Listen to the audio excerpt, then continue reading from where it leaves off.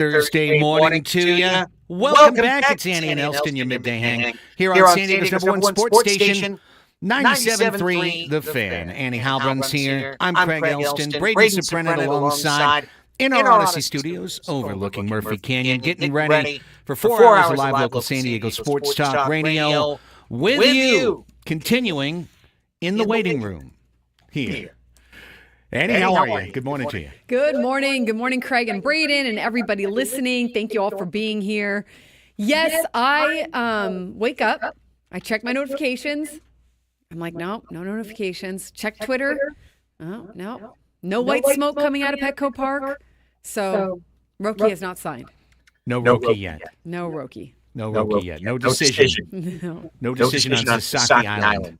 Yeah, as to who will be the sole survivor on this. And you know, here's the fun. So I was at Front Wave Arena last night, and San Diego Soccer's match, and we're getting ready for the game, and came over from the production meeting or whatever toward our booth area, and there's a security guard there, and he just goes, "Hey, what do you know?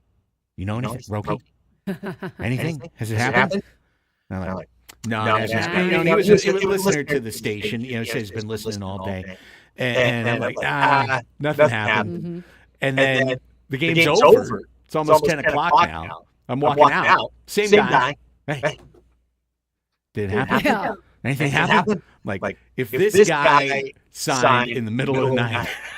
Well, I know that's what I think it's going to be kind of fascinating.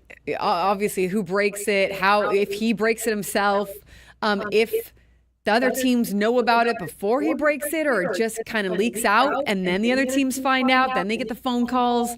You know, I think that there's going to be a lot that who knows if we ever learn how it goes. But and when is he going to do it? Is he going to do it today, tomorrow? Is he going to do it by Monday? I mean, I'm just so ready. I am just so ready for Roki to pick his team, and let's all talk about that once he picks it. No doubt. It's going to happen. It's going to happen between now and a week from now. It could literally go another entire week. Yeah. And Mark Feinstein had, Jack Harris, who covers the Dodgers, yesterday started talking about how the Dodgers were trading, or at least exploring the idea of trading for more international money. And then Mark Feinstein came out and said, well, the Padres and the Dodgers are doing that. So, I mean, that's... You know, it's hard to know what his motivation is for Roki Sasaki and whether they will even need that money or whether that money is even going to come into play. But it sounds like they're at least exploring the options for it. And what does that tell us? Nothing really. The exact same thing we knew 3 days ago. Padres and the Dodgers are in it. Right. If it happened, it would be something to talk about. I wouldn't feel really comfortable if we heard today that LA had just traded for $1.5 million in bonus allocation, because then they could pay more. Yeah. And that would be a very logical thing that you could follow and go, okay, they've made this move so they can say to Roki, not only are we the best destination, but we can pay you the most too. And that shows you how much we want you. We're sitting in the waiting room. We're waiting. He's deciding, or he's decided. Yeah. Why would you wait if you've decided? I don't know. You know, I think there could be like a respect thing he took the time to meet with these teams, and these teams took the time to meet with him and put together these presentations, and, you know, maybe for appearance's sake, in a way, making sure that he's really putting together the most thoughtfulness he can into this. And I don't know, maybe it has MLB.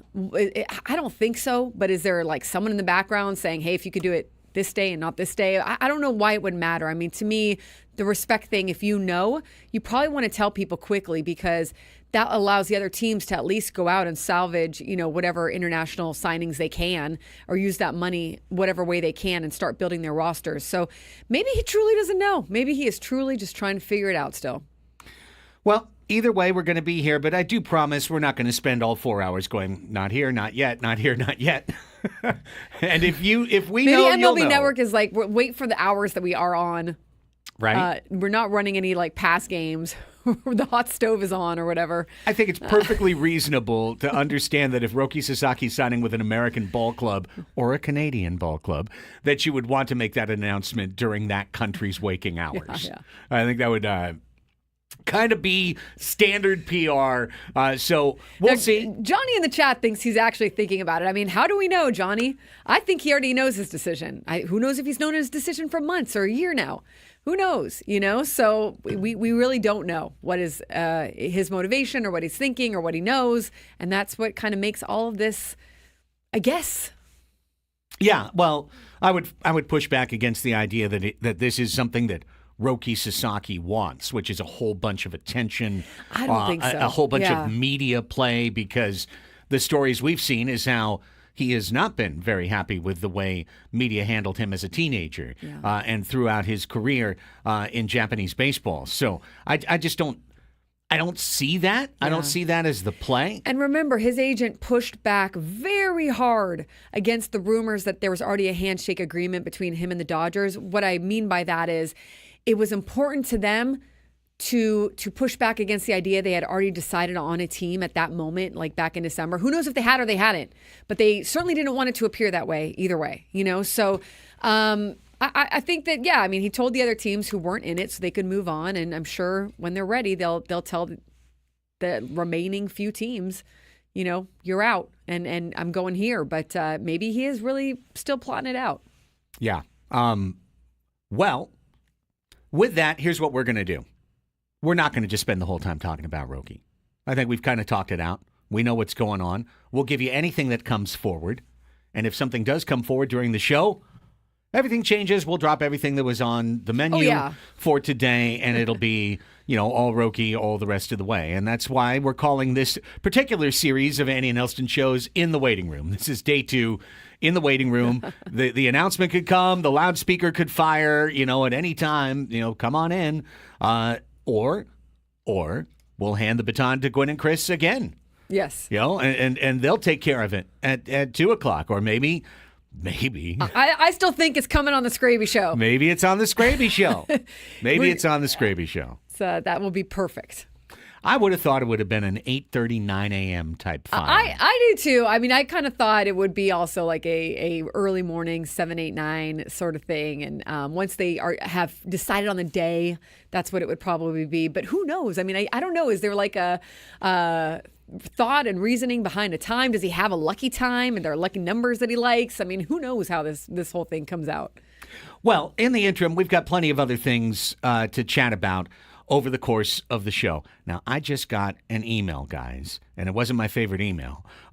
We were very excited to have Ronika Stone of San Diego Mojo on at 1 o'clock. They were very excited to have her on yesterday at 1 o'clock. Oh, no. Apparently. Oh, gosh. Apparently, there was a little bit of a confusion somewhere in there. And I do remember now the hotline ringing at that time, and we thought, it was for the Big Five. Yeah. Or it was for the boys in the afternoon. It happens. So Bummer. we'll catch up with her next week. They've got another home match coming up next week, and we'll try and get her on the program at a time available to her. So no Ronika Stone today. If you heard the promo, just wanted to let you know, won't be happening. Corbin Burnes was introduced yesterday in Arizona. It gives us an excuse to take a look at one of our key divisional rivals today. We'll do that coming up in the next segment. We'll talk about the Arizona Diamondbacks and how they have positioned themselves in a spendy way.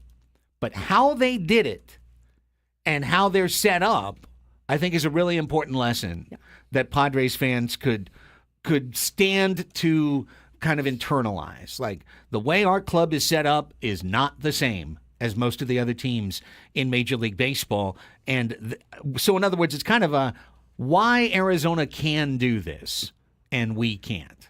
We'll explain it a little bit coming up in the next segment. If you didn't hear this morning, it's such a sad story in baseball, and yet when you live 90 years old, to be 90 years old, you've lived an incredible life. We will celebrate Bob Uecker, who passed this morning at the age of 90 years old, the decades-long voice of the Milwaukee Brewers, but even better known for his television and film appearances, for all of the comedy. He used to be a regular on the Johnny Carson show, back in the day. And what maybe inarguably, the funniest athlete in American history. We'll have some remembrances of what made Bob Uecker so memorable a little bit later in the hour. We'll talk Padres baseball, as we are wont to do in the 11 a.m. hour, looking at where this free agent market that is at a complete standstill, where it stands in relation to the Padres. Once we get past the waiting room, once we get back into action, can a reunion take place with a Jurickson Profar or a Ha-Sung Kim? Both? I don't know. We'll talk about it. And in the 11 a.m. hour, we will play Adrian Gonzalez's speech from Monday Night Salute to Champions. That's something we talked about yesterday, and a great idea. I can't wait to hear what he had to say. So if you weren't there, we'll make it act like you were there. Just dropped in on a table. Boom, just in time for Adrian to speak. That'll come up at 11:35. Of course, we'll do the 12 o'clock sports fix at the midpoint of the show. We'll hear from Jake Peavy a little bit later in the program. Same idea. We'll play Anybody Knows, and we'll get you to Gwen and Chris. One day, the Roki news will come. Until then, we're here in the waiting room, and we got plenty of other things to talk about. Our eyes go to the D-backs when we come back. You're listening to San Diego's #1 sports station, 97.3 The Fan.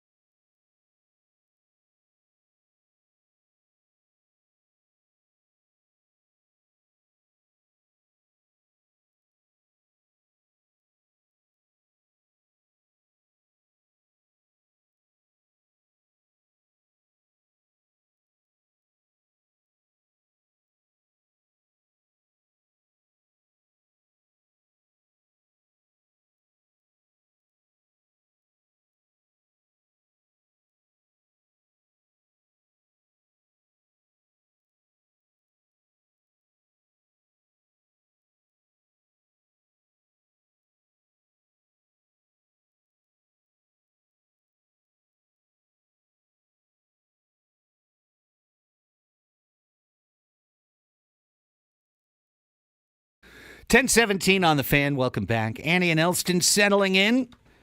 Rolling till 2 o'clock. Just chatting about more Scraby silliness during the break. We may have some sound to play you as the show continues. Why not? We're here in the waiting room. Might as well have some fun. I don't think I mentioned our silly game today. It's Anybody Knows. All right. Back to the game of ridiculously easy trivia. So much fun. Can't wait for that. Chance for you to go see the Scorpions. Mm-hmm. I was reminded yesterday, not the. We all learned a lot about the Scorpions. And we'll continue to learn. Just Scorpions. It's a voyage of discovery every day when we get to Scorpions. So that's coming up as the show continues as well. We've taken a cursory look at a couple of the other clubs, including the Giants here and the Rockies in the NL West. We haven't really locked in on Arizona. I know we tried to get Nick Picoro on earlier in the winter. I'd love to get him on at some point. But yesterday, Corbin Burnes was introduced as the new ace, undoubtedly, of the Arizona Diamondbacks. $35 million a year. Pretty nice money if you can get it over the next 6 years. Nothing deferred, I don't believe. He has an opt-out after 2026 when the CBA is up for grabs. I thought he does have. Does he have some deferred? It wouldn't show on roster resource, right? It just shows the overall number. I don't know. Maybe I thought he did, but maybe if it's not showing, I don't know. It includes. Well, it said it includes $64 million in deferred payments. Okay, well there it is. Is the reporting I saw on it, and that's still there. But due from 2031 to 2036. Oh, not even the whole decade. That's solid for him. Yeah, not bad. Hey, we're gonna pay you 11 years to work for 6 years. Yeah, seems like a good deal. Overall. Okay, so he does have a little deferral. The largest deal in Diamondbacks history. Yeah, crazy thing, it's not that much bigger than the one they gave to Zach Greinke like 8 years ago. Yeah. Which is just wild. I can't stop tripping over that fact. And he has the right to opt out after the 2026 season. If CBA changes, something goes crazy, he has back-to-back Cy Young seasons. I don't know a true path for somebody at Corbin Burnes' age in his early 30s to give up 4 years guaranteed, $35 million a year, unless the market's just gone haywire. Right. Which, hey, who knows? Maybe the Mets get a wild hair somewhere along the way. Nonetheless, within that, Ken Kendrick, who's put his foot in his mouth plenty of times along the way, also said, I hope it sends a message we're in it to win it. Yep. That was his quote yesterday. So their team payroll, which again, they had said at the end of 2024 that they were going, at least the reports that came out from those beat reporters then, were that the club was saying, we're going to keep our financials about the same as we did in 2024. So 2025 is going to be about the same as it was in 2024. But they are now projecting to be $194 million. So that is a big increase from what they were, their club record in 2024, which was $173 million. Now, they could still move money, right? It's not like I don't know if they're locked into all of these. So they could still lower that payroll. But essentially, another team in the National League West that I don't think, clearly hasn't spent a ton over the years, is saying we need to spend more money to stay competitive here. Well, and they're also a team that is a MLB media team, just like the Padres. They are. I think it's important to underline that they don't have a TV deal either. Right. So how is it that Arizona can spend up to this number? From the casual outsider fan standpoint, you may look at these two numbers. Padres estimated 2025 payroll. By the way, it's at $208 million, but that includes all the dead money along the way. Arizona, $194 million now. Why is it that Arizona can add so much where the Padres always are saying we need to subtract, we need to take away? Well, I want to start with this. The Arizona Diamondbacks' estimated payroll now is $193 million, and their estimated luxury tax is $214 million. Well under the luxury tax threshold. Still $25 million, $26 million under the luxury tax threshold. By comparison, the Padres, who have that estimated figure, which includes, assuming $8 million from Michael King in there, they have an estimated payroll of $208 million, but their luxury tax estimated number currently is $242.5 million, just $1.5 million over, or $2.5 million over the luxury tax payroll. Why is that? The reason for that is because the way that A.J. Preller, Peter Seidler, and the front office structured the major extensions that they offered over the course of the last couple of years to the superstars of this team, they were done with a design to give more payroll space in the early 2020s that would be available to the Padres and A.J. Preller. Not luxury tax space, payroll space. So you still this year have Manny Machado earning $17 million in salary when his average for his contract is $31.8 million.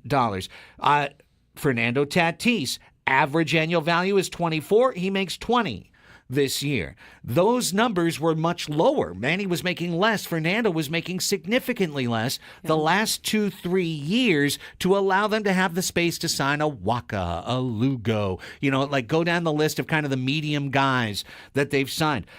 All of those deals, Cronenworth's deal, at one point Darvish's deal, was underpaying its average value.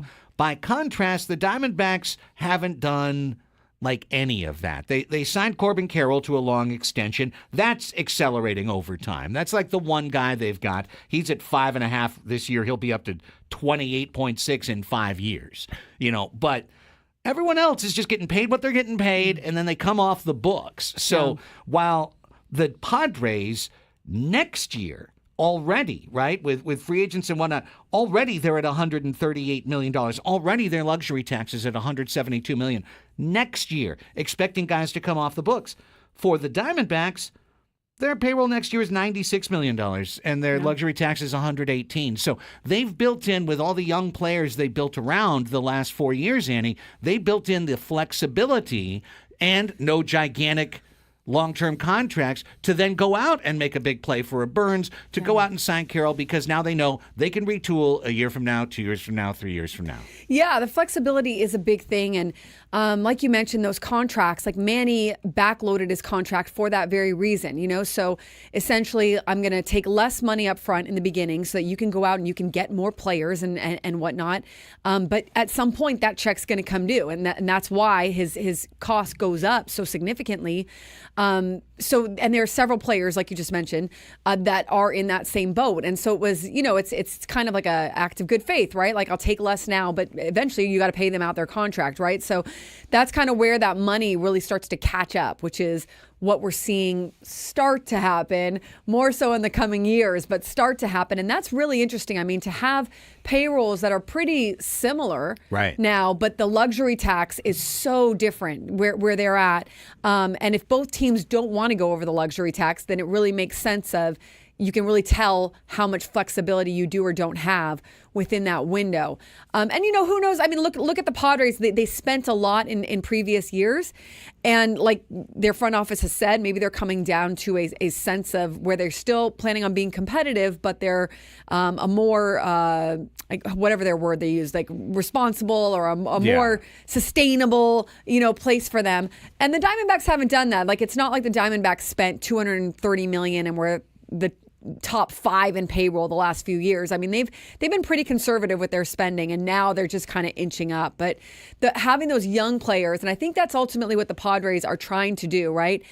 Building around those young players for the Diamondbacks has really helped them. They've hit on some of those young players. They've been pretty good. Yeah, and that's why, you look at a situation like the Padres middle infield, and when we talk about potential areas for trade, and Jake Cronenworth's name comes up, it's not because you want to see him off the team. He's a valuable contributor. He's great in the clubhouse. Obviously, he's committed to Padres winning. He's a good, solid 2-WAR player. He's the kind of player you love to have on your club. But at $11 million, $12 million every single year, literally through the decade and into 2030, if you could take that number and turn it into Leo DeVries on a rookie contract, making nothing, in a year or so, then all of a sudden that changes the flexibility pattern. That's money that you could reallocate somewhere else. Because, just to respond to one thing before we go to break that I see in the chat, like, well, doesn't that mean we should be spending more now? Why aren't they spending more now? Because those payroll skips are, the upgrade in cost for Manny and Tatis and so on, is continuing to come in the future. Guys, they're at $208 million estimated payroll now. Over $200 million now. That is a high payroll. That's already a high payroll. You can't say the Padres don't want to spend. If you want to say that they have bought too much off Rodeo Drive, that they've got too many fancy cars in the driveway, that they're paying off, right? Right. Like, you could say that, but you can't say they don't spend. They've spent. That's why all this money is on this spreadsheet I'm looking at. Yeah, but those fancy cars also could be the reason that you get into the playoffs and you make it deep into the playoffs because you've got all those fancy cars in the driveway that you can use and that are going to be there for you. So, there's plenty of ways to look at it, and we really won't know for years and years, like how much or if at all that flexibility or inflexibility hurts them, because these players are still playing for the Padres and still a big part of what should be their success going forward.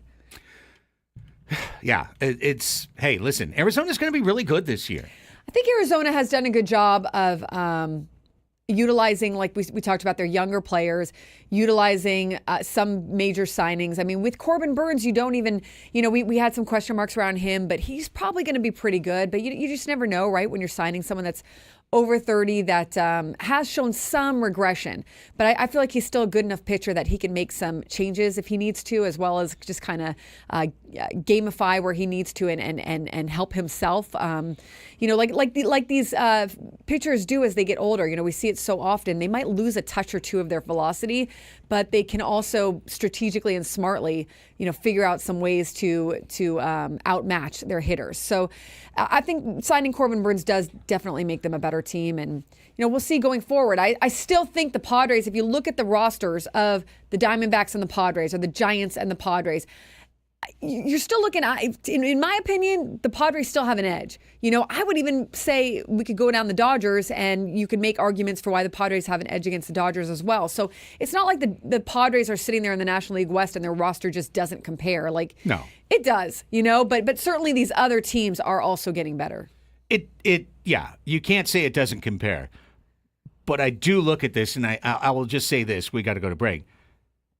Jordan Montgomery is an important player on the Diamondbacks because he was signed to be what Corbin Burns has been signed to be this year. High money ace, top of the rotation. Then he pitched poorly. Then he got bad-mouthed by the same guy we quoted earlier today, Ken Kendrick. Then it was, hey, we maybe are going to trade this guy.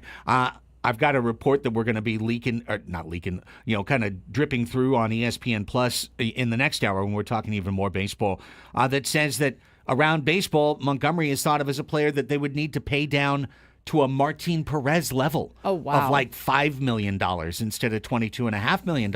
Going, first off, well, that would be an incredible bargain if you could get Montgomery for that. But what if he just pitches better this year? Exactly. He could just pitch better this year, pitch really well, go back on the market next year, and then the Diamondbacks have two bosses with Zach Gallen, with Eduardo Rodriguez, with Merrill Kelly as their fifth.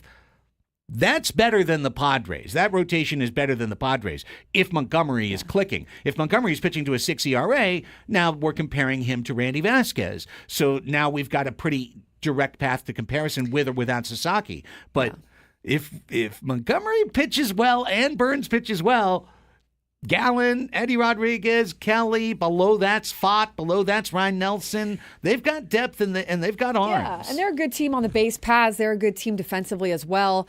I have not bought out on Jordan Montgomery. He went through a rough year last year. All of that drama with Scott Boras, who is no longer his agent, signing late, and then having what sounds like just not a great season internally with ownership, or ownership at least, calling him out at the end of the season, which is never fun to do that publicly and to hear that as a player. But he has a lot of motivation. He has a lot of motivation to have a comeback year and to prove that he is not some washed up pitcher. And I don't necessarily think that he is. I think he probably had a bad year. I don't always think that a guy having a tough year or a bad year means that they're inevitably going to be bad for the rest of their careers. Like, he very well could have a good comeback year, or show the motivation to be traded, at some point. If the Diamondbacks aren't in it, I'm sure that they would easily trade him at the deadline.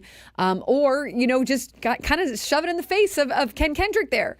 You talked all that stuff about me, and here I am, and I'm a big reason why this team's successful. So I think if he can kind of insulate himself and mentally get over what has been said, which is tough, but it sounds like he's got a really good relationship with their manager and with the rest of the clubhouse. Maybe that's something that you kind of have as a edge on your back, like a reason for you to do even better this year. Let's go to break, but Shota in the chat just going through, using the same thing we're using, roster resource. And it does just bear, final little note of context, okay? Padres, $208 million. That's a lot. D-backs, $194. They're really spending. Giants, $181. Right there, they'd like to spend more. They'd like to get up to us. They still want to sign somebody along the way. Yeah. Rockies, $123. Dodgers are at $351. That's ridiculous. That's so much far and away above everyone else that it, what do you want? What do you want, folks? Hey, everybody can do that, right? Oh, yeah, everybody. Everybody can be doing a good point. that. The 40 man's at 34, he says. Everyone else is at 39 or 40. So the Padres still need to add to their roster. Either they're going to spend more money, or they're going to create some trades, or do some ability to kind of keep themselves around that 208 mark or whatever. But they do need to fill out the rest of their roster, or do some things to get that roster up. When we come back, remembering Bob Uecker with some of his famous clips, and one you haven't heard, but that I found this morning that is so dang funny. We're going to get to that all right after this. Annie and Elsten on The Fan.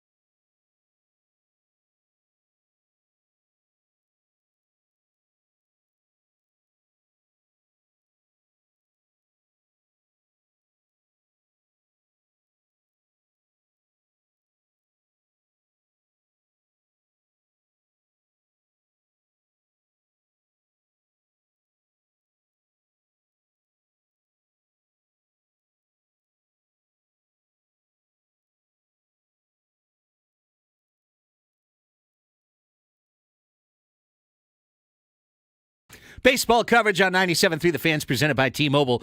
You can head to T-Mobile.com and get a great deal on an iPhone 16 Pro. You can, you know. Andy and Elsten back here with you. Just chatted through the Diamondbacks. They introduced Corbin Burns. Good for them. Hey, they're going to be a very tough opponent for the San Diego Padres. The NL West is the new AL East. Yeah. It's a competitive division. I think it's one that everybody around baseball looks at like, oh, this is one to watch. These should be some really exciting games. Less division games now than there were however many years ago. They changed that from whatever it was, 19 to 13 now. Yeah. So less division games, but still, pretty enticing matchups and good teams that can have the potential at least to be really, really good. It's not like the Brewers, No. For many years, it has been the case that a good team can finish fourth in the AL East and just have it not quite be their year and the knocks don't go their way. And they're a good team, maybe even a playoff team, but they finish fourth in the AL East. And I think that's going to be the case the rest of the decade in the NL West. I think every year that there will be at least a deep, because Arizona's not going to go away the rest of the decade. They're well positioned. The Giants aren't going to go away. They're going to keep spending money. They're going to continue to have the resources they do. The Dodgers will never go away, just like the bank doesn't go away or the IRS doesn't go away. They're not going to go away. So it's going to be a battle. It's going to be a battle every year. I think so. There's no question about it. And the one good thing that the Padres, not one, several good things the Padres have on their side are some tremendous players who will be there in the fight year in and year out. You want to have Tatis and Merrill to ride with along the way. Maybe you're going to want Salas and DeVries. Maybe that's a core that's going to rival any other team in Major League Baseball in a couple of years. That's the gamble the San Diego Padres are taking. Now, in the interim, we could get out of the waiting room. We could, make some moves. It's why the Roki Sasaki thing is so beneficial to a team like the Padres, because you do get what is potentially a superstar player, and everybody around the world thinks is going to be a superstar player, but for such a low cost, you get him for the league minimum. Yeah, it's unheard of, but at the same time, I think with Roki Sasaki, I really believe that while he will probably help whatever team he comes to this year, I think his value is more so in future years. While he will be valuable, no doubt about it, I do think he's going to have probably some growing pains like every pitcher does. And coming off of his workload last year, which wasn't a full workload, and some of the problems that he's had, I think for him, building up some durability and having a little room to build himself up in the big leagues and then really take control. Who knows if that comes quicker than I'm guessing here, but the Padres will still need some other pieces. I think even getting Roki Sasaki, you're still going to either need to keep Dylan Cease or find some other pitching to help sustain any kind of growing pains that Roki Sasaki might have, not to mention any other injuries you might have. So still some work to do there, I think, for that rotation. And it looks like nothing's happening until he signs. So I think then we'll see a flurry of moves after that. Well, Padres need a left fielder, too. It won't be Jesse Winker, which is cool. As far as I'm concerned, that's cool. But Jesse Winker reportedly has signed a one-year, $8 million deal with the Mets.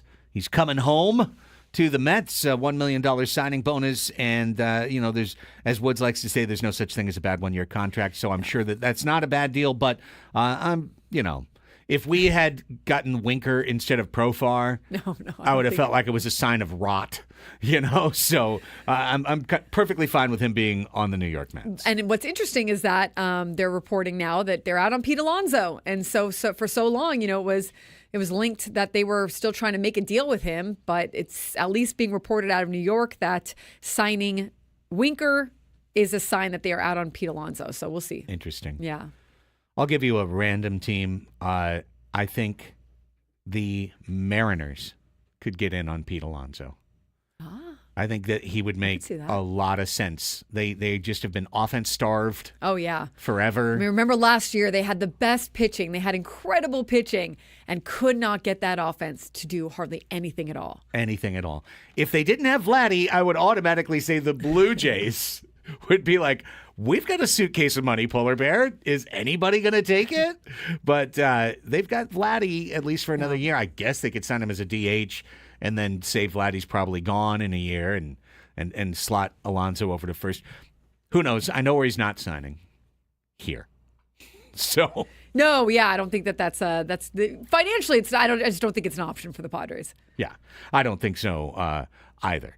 Now, earlier this morning, if you didn't hear, one of the people that has been just stitched into the thread of baseball throughout my lifetime, Bob Uecker, passed away. The Milwaukee Brewers announced that he passed away at the age of 90, amazingly working all the way through. You know, I mean, just think about that. I know. It was his 54th year in the Brewers organization. So, yeah, I mean, you had talked about all that he achieved, which we'll go through also. His Hollywood fame, you know, and being known for his work essentially on the TV screens and on the movie screens. But the fact that he worked as long as he did in broadcasting and really never took a break. I mean, this has been his livelihood, and how cool too. Obviously sad that he's passed, but to be 90 years old and to be able to do what you loved for your hometown team, for one organization for that long, who clearly treasured you, much less, you know, not to mention the rest of baseball treasured you. It's pretty cool that he had that opportunity. Bob Uecker made himself a celebrity at a time when, you know, he got in the salon, so to speak. Bob Uecker he was a backup catcher, but he had all the charisma, even as a very young man. He knew that he was a performer. He knew that he was good on stage. He, as I mentioned earlier, made regular appearances. Now, this is where I'm going to be, you know, telling things from my early childhood. I'm only 52. I'm not 75. So when we go Pepperidge Farm remembers here, okay, we do. But there used to be a time when there weren't that many different channels you could watch, and when the late night talk show was the thing. It was the place that everybody came. That even in the 80s, even in the 90s, that was true. But in the 70s, Johnny Carson was the show. The Tonight Show with Johnny Carson. It was the show. Everyone watched it. Anyone who was anyone was on Johnny Carson. People had their entire careers made by getting one appearance on the Johnny Carson show.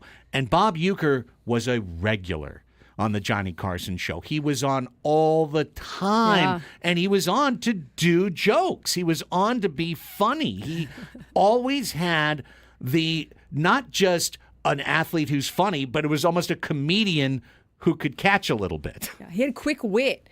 I mean, just a smart, funny man. And I was reading an obituary that talked about he's a career 200 hitter. And how does a career 200 hitter end up getting immortalized within the baseball community? It really started with what you just talked about. I mean, he was so likable and so funny and someone that people knew because of his appearances that he would make. But the Johnny Carson thing, right? I mean, I think about my parents or even my grandparents or, this was before social media. I mean, that was your social media. Exactly. Johnny Carson was it, right? So he was the influencer, right? So it really, for him to appear as often as he did, is kind of a testament to what he brought to that show. I'd like to hit here, Braden, the second link in that segment box, because for people my age, this is the way you interacted with Bob Uecker the most in your life. Miller Lite famously ran a series of commercials using pro athletes, great taste, less filling, all of that, right? Happened for years. John Madden was in them for the longest time. But this commercial ran basically during every baseball game I watched from the moment that I was a young kid, maybe 8, 9 years old. And for decades to follow, they kept running this one so long that the taglines from it, I'm telling you, everyone in my life, friends, acquaintances, whoever, people you ran by, you'd go to a game, you had tickets up high, and what would you say? I must be in the front row because of this commercial from Miller Lite. One of the best things about being an ex-big leaguer is getting freebies to the game. Call the front office, bingo. And once these fans recognize me, I probably won't even have to pay for my light beer from Miller. Down in front! I love them. These fans know I drink light because it's less filling and it tastes great. Good seats, huh? You're in the wrong seat, buddy. Come on. Oh, I must be in the front row. Come on. Light beer from Miller. Everything you always wanted in a beer and less. Good seats, hey, buddy? He missed the tag! Now he's in the top row at Dodger Stadium, like at the absolute back row of the blue. Yeah, he's charismatic, no doubt about it, and so many kind of if that was today, it'd be a meme, right? I mean, it'd be something that we all use as a meme. How about I see this in the chat, and this was hilarious when he got locked in the booth. Yeah. He got locked in the press booth, and the ladder comes up, and I mean, there are just so many great moments with him. And I remember Christian Yelich, and we can play that sound. I don't know if we have enough time, but at the end of the season in 2020, this last season when the Brewers got eliminated, I mean, he was in the clubhouse in tears, and being asked about Bob Uecker. And I don't know how many of them knew what we found out today, which is that he was battling, it sounds like some type of lung cancer. Yeah. So some of the players maybe knew that and knew that, it was a rough time. But either way, like for a player to talk about a broadcaster in this way tells you everything you need to know. 100%. Here's what Christian Yelich had to say. It's all right. What's the moment like that for everybody? With Yuki? Yeah, it's special every time he's around. You shouldn't take it for granted. He's the man. He means a lot to this place. Anybody that's spent any kind of time here knows how special Bob is. Yelly, we can see the eyes. He's been through a lot tonight. Just take us through. Like, what's the emotion for that? Is it over, or the run that you had, or? No, for me it was talking to you. That's kind of a tough one, but all the other stuff is it is what it is. It's a tough way for your season to end, but talking to Yuki, one-on-one was tough.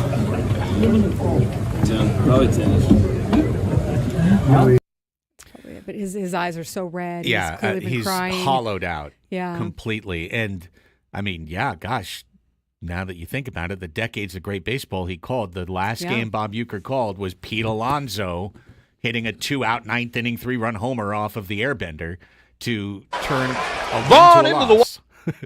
On a much lighter note, however, probably his most famous play-by-play call is this one from Major League, of course.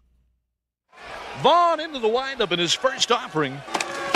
Just a bit outside. He tried the corner and missed. Ball 4. Ball 8. Low, and Vaughn has walked the bases loaded on 12 straight pitches. Just a bit outside. I He's can't diving for the ball. believe they're taking these close offerings. Yeah, he was a memorable man, that's for sure. And then just the fact that he did broadcast for so long and got to stay with his one team and clearly was treasured and valued. Yeah, his home run call, hey, get up, get out of here, gone for Yelich. Classic, which I've heard over the decades from Prince Fielder to Robin Yount to Paul Molitor, and to Yelich and to all of the modern day stars of the Brewers. Later in the show, we've got a clip from when Bob Costas was interviewing Uecker and about a particular thing that Uecker would do in the booth all the time. Parallel broadcasts. One on the mic, one on the cough button. We'll bring that story will be up a little bit later in the show. But we're at the end of the first hour here of Annie and Elsten. No, Roki Sasaki did not sign this hour. Waiting room moves to hour number 2. And when we get back, Jurickson Profar. What's going on? What is the current free agent situation for Jurickson Profar? Is he on the verge of cashing in? Is there going to be a bunch of dominoes that fall really quick here soon that sends Jurickson to his career payday? Or could he come back to San Diego? We're going to get into all of it in the second hour, our baseball hour here, plus Ha-Seong Kim. What's the latest on him? We've got John Paul Morosi on that. Adrian Gonzalez, before the hour's up, you'll hear his speech at Monday night's Salute to Champions. So we got a lot of good stuff set for you baseball fans. Stay right there. It's Annie and Elsten, San Diego's #1 sports station, 97.3 The Fan. Back after this.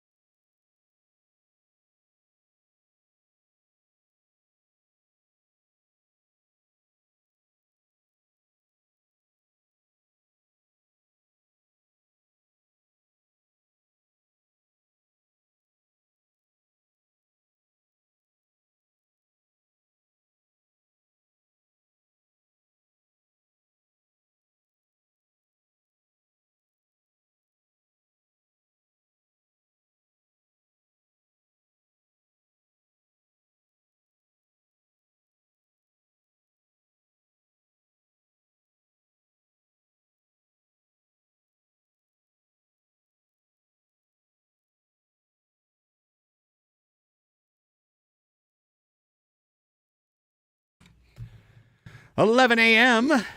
It's 11 a.m. our time again. Annie and Elsten here with you. Hour number 2 of the program. Annie Halbrun, Craig Elsten, Braden Soprenic coming your way on 97.3 FM radio. Hello to everybody in your car. Coming to you on the Odyssey app, streaming live and worldwide. Hello to those of you in foreign countries tuning in digitally. Don't forget, while you're there listening live, there's a little button that says leave a voice message. You can click that. You can leave a voice message for Annie and Elsten. And if you do, and it's worthy of air, we'll play it during Ask Us Anything. Oh, yeah. So, hey, I'd like to... I should really say it more than once. I usually say it now at 11. I should say it again at 1.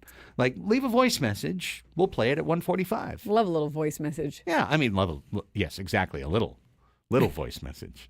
Remember when you used to get, like, two-minute voice messages on the answering machine? Yeah. Now, I mean, look at how far we've come. You can see it transcribed on your iPhone. Right. Really, like what someone, like whether if you need, because you don't really get a lot of voice messages anymore, right? I mean, I still subscribe to, like, does it really need to be a call? Could it be a text? Could it be an email?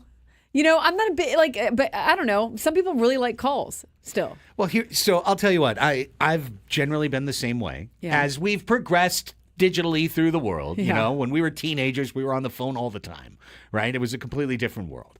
But and when I say we, I mean my generation. You were still on the phone as a teenager, right? Yeah. Say, Mom, get off the phone. I gotta talk to that guy or whatever. Yeah, something like that. Yeah. I mean, that was me. I want to talk to this girl. Get off the phone. I don't know. I had a phone, but I think I might have had my own line or something. Me and my sister, I think, maybe had our own line or something. Yeah, but same deal. Right. You had to get on the phone and call, and if no one was there, you left a message on the answering machine. Right. So yesterday, I actually saw myself unwittingly cross back across the Rubicon because I was driving to Soccer's.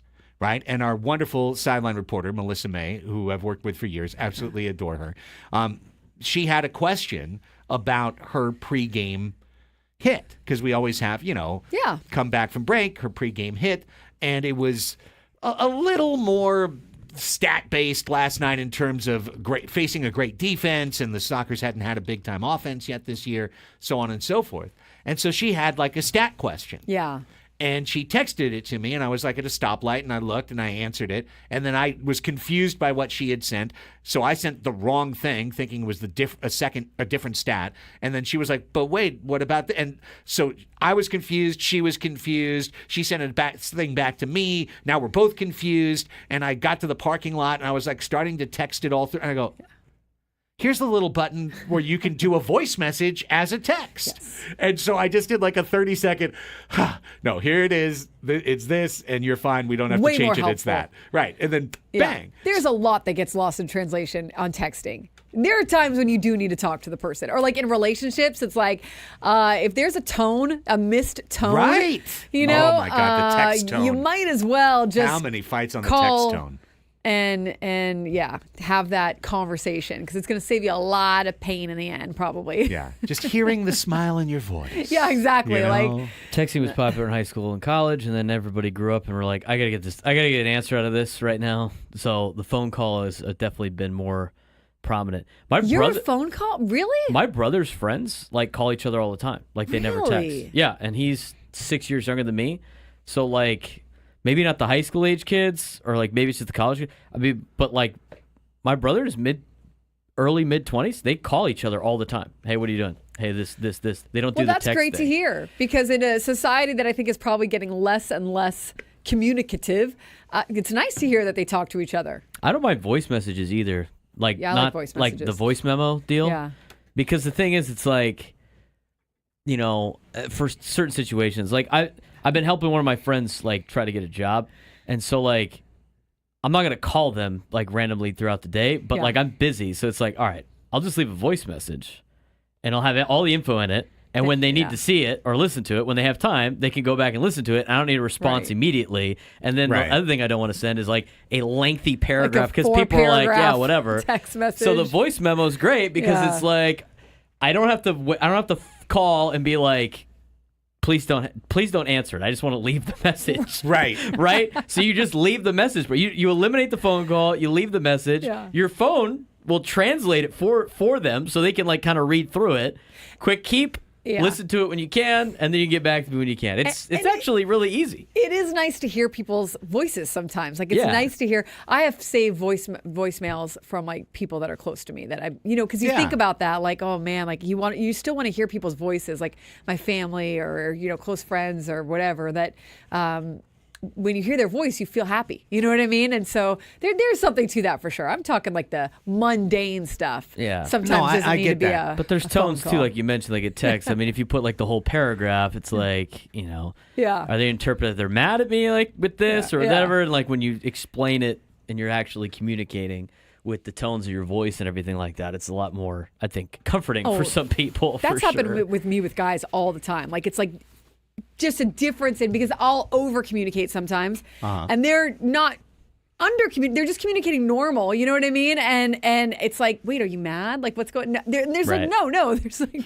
no one's mad. The text tone. Yeah, no exactly. one's anything. Everything is fine. And you're overanalyzing everything. Yes, exactly. When you just be like, all right, here's the voice message because I got to get all this info out there. All right, now I got to add another layer on this because I'm experiencing this personally right now. And the more we talk about it, the more I'm kind of coming back around to maybe just making the phone call is not a bad idea. Although, listen, the voice message text is a hack. I think that's great. I do think it's great. But let me give you an example. This happened this morning. So, like the last week, and I don't know if this happens to you, but like somewhere my number's on something. Yeah. That that I wish it wasn't. Because at least 2 or 3 times a day, I'm getting a completely random, looks like spearfishing, essentially malicious text. Oh, wow. But they're always innocuous. Like, hi, I think you really like golf. How are you? Just like these. And I get those. I get like, hey, I'll be in town at the end of the week. Are you available? But it's like, I don't. Who are you? I think it's like a spam bot. Yeah. Right.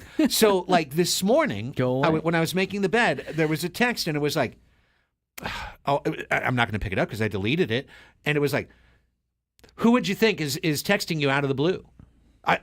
More sophisticated than the hi, how are you? Right. Like, who do you think is texting you out of the blue? Yeah. That's the kind of thing that like 10, 15 years ago, one of your old friends might have legitimately done. Yeah. That you don't have their number. They might have texted you and been like, hey, guess who's texting you? There was guess who? Guess who's texting you out of the blue?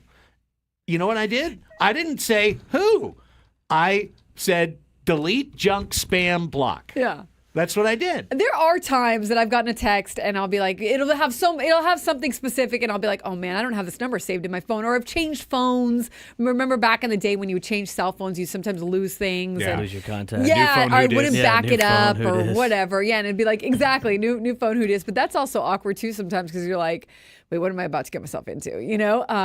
I think the voice messages, I'm so bad at the voice. If I leave you a voicemail, it ends up being like 2 minutes long. Oh, it's going to be long. Hi, Danny. Yeah. Calling to blah, blah, blah, blah, blah, blah. Hope you're doing well. So just if you could give me a call back, my number is 867-5309.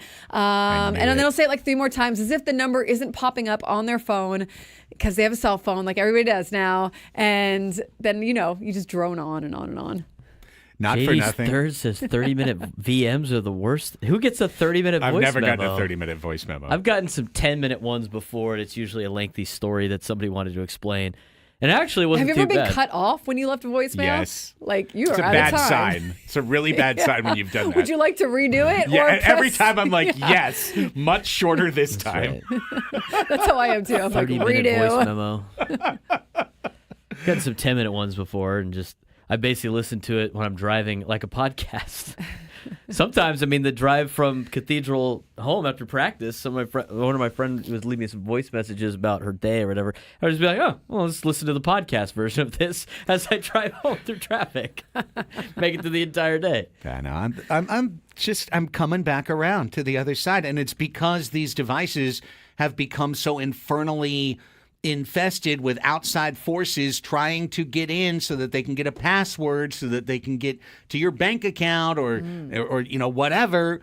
And isn't that crazy? Like, this device is supposed to bring us all together, but instead now, if you're calling me from a number I don't know, and then you don't follow that up, you don't either leave a voicemail or you don't immediately pop a little text to follow, like, hey, just trying to catch up with you on whatever, you're blocked, you're gone.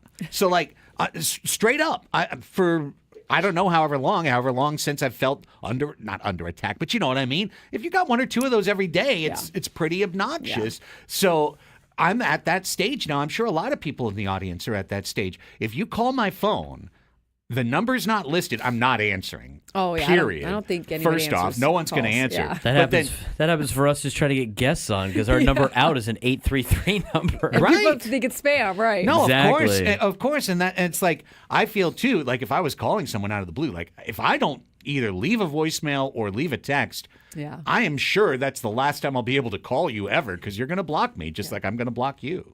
So, hey, well, they're getting creative now with the potential spam ones used to be like 833s. Now they're all 619s and 858s when you live here, and so you get all of those. But now I get the same ones all the time. Even when I block it, it still gets through. It's the same number, and I'm like, okay, well, this is a pain. Well, I go back to the call thing. Before you call somebody, do you text them first? Sometimes. Hey, do you got a minute? Yeah, you got a sec? Yeah. I only do that, that's probably 50-50 for me. Like, depending on who the person is. Yeah. And you not don't often. want to bother them, but at the same time, you're like... Yeah, not often. Yeah. But if I'm just going to call, I'm just going to call. Yeah, I'm more rethinking, like, how I should act going forward. I think maybe a little bit more contact is a little bit better along the way. We've just become so text inured. Yeah. Like, you know? It can get exhausting to text sometimes, too. You're like, oh, well, like you said, if someone's not understanding, too, it's like, okay, why aren't we just talking on the phone? It's like a 2-minute conversation. Yes. Precisely. 5 minutes We'll and do you that. figure it out. Right. Yeah, solve it. Because people get mad for 3 days about something that could have been solved in 3 minutes by just actually speaking to one another. Yes, yeah, exactly. As human beings. Just a simple proposal. Maybe we speak to each other as human beings. Silly concept for 2025. All right, when we come back to baseball, two of our prodigal sons, shall they return? Profar, Kim, we'll talk about them both on the other side of this break on Annie and Elsten, San Diego's #1 sports station, 97.3 The Fan.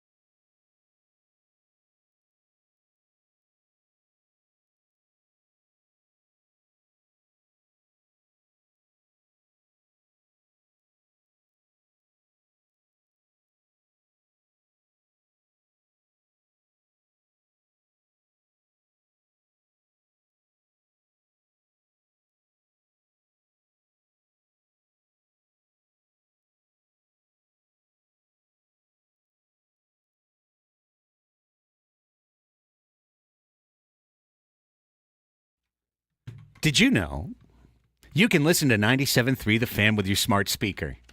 Just ask it. Be nice when you do, but ask it to play 97.3 The Fan. Give it a shot. Never knew that. That's wild. It's crazy. I like to let people know. It's good. It's a public service. Use your smart speaker. Preaching the good word of Odyssey. Yeah, why not? Why not? When you're in the house, why have the AirPods on or whatever, you know? Why not just let it flow throughout the house? Some people have those really cool whole house systems. Oh, yeah. Where like fancy. the sound will follow you room to room. I don't have that. I don't have that. I don't have that at all. I have a pair of earbuds that I just can't find. That's what I have.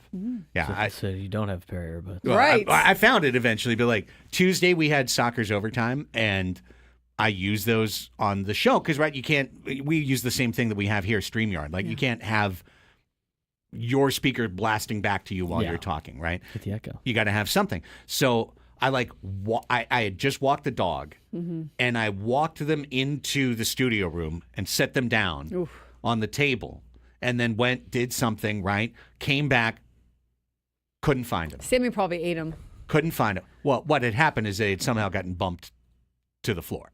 You know, they just got knocked down. Okay. But not thinking that they would be on the floor, I then spent minutes going from all the places I normally put them, just over and over, panicking as it was 5:57, 5:58, 5:59. The show's at 6.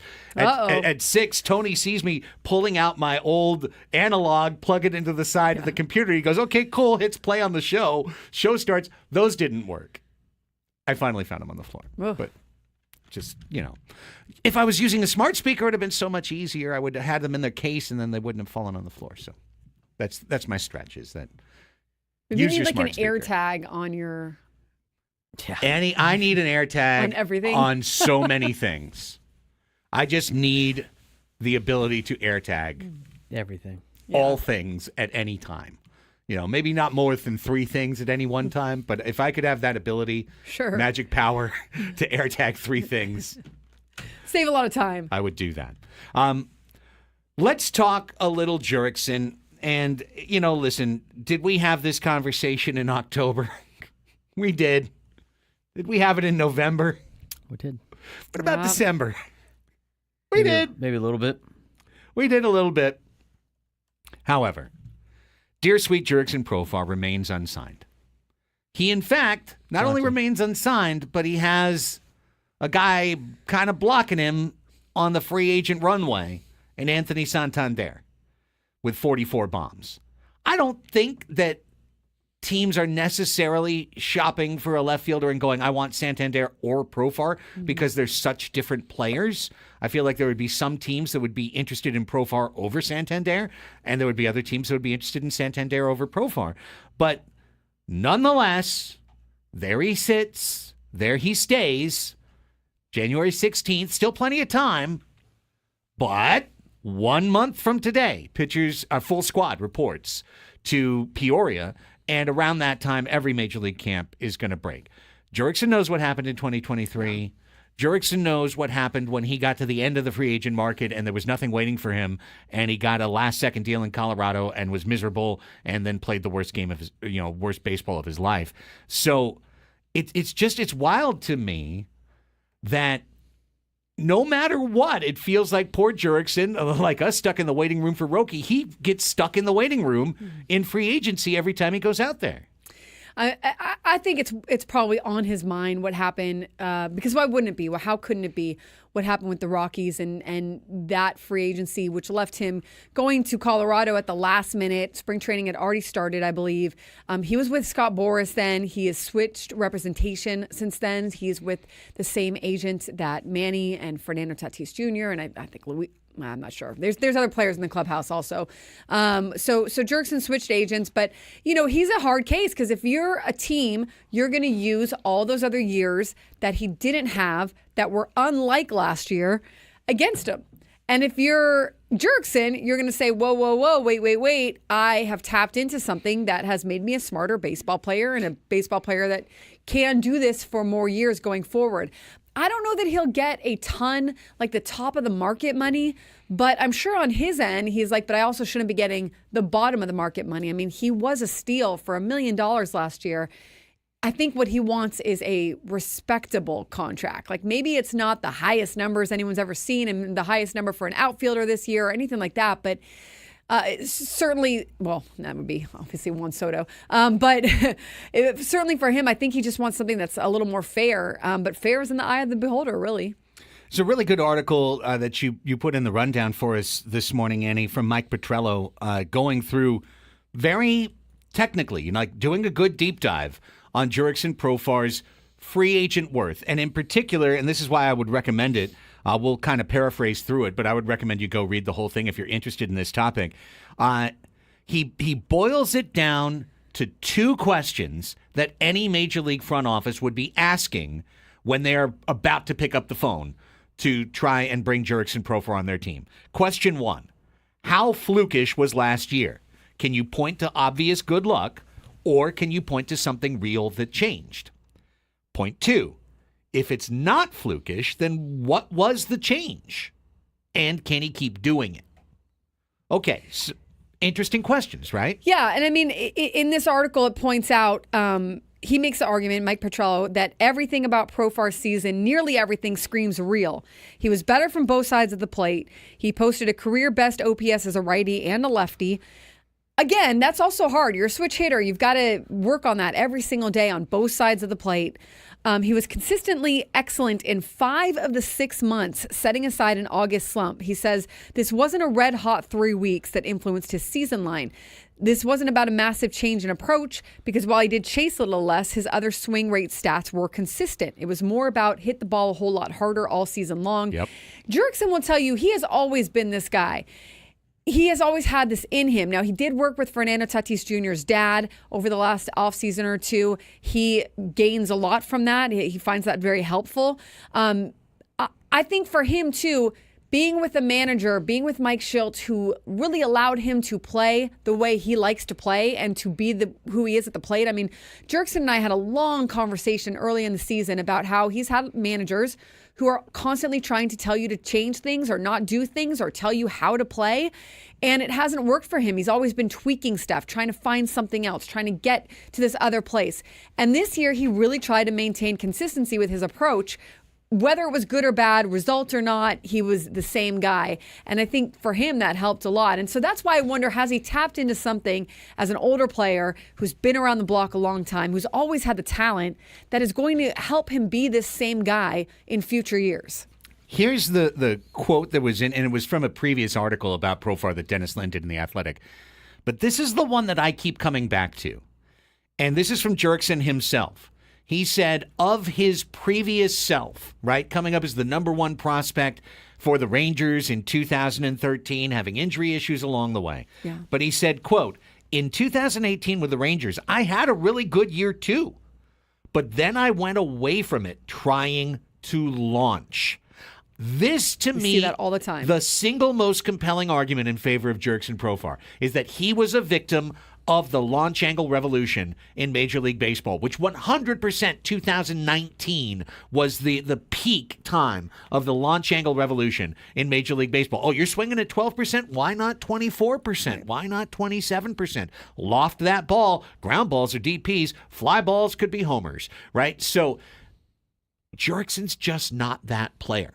He can be that player, and we know what it looks like. It hits 229 with 19-20 home runs, right? And pops out all the time on baseballs right down the middle. Mm-hmm. But he changed something fundamentally. He went to a line drive approach, yes, and that's the player he is. That's why I'm more bullish on Profar 2025 than I ever thought I would be. And that's what Victor Rodriguez told them the first day of spring training when he trotted them out all onto the backfields in Peoria and said, all we're going to do is hit line drives.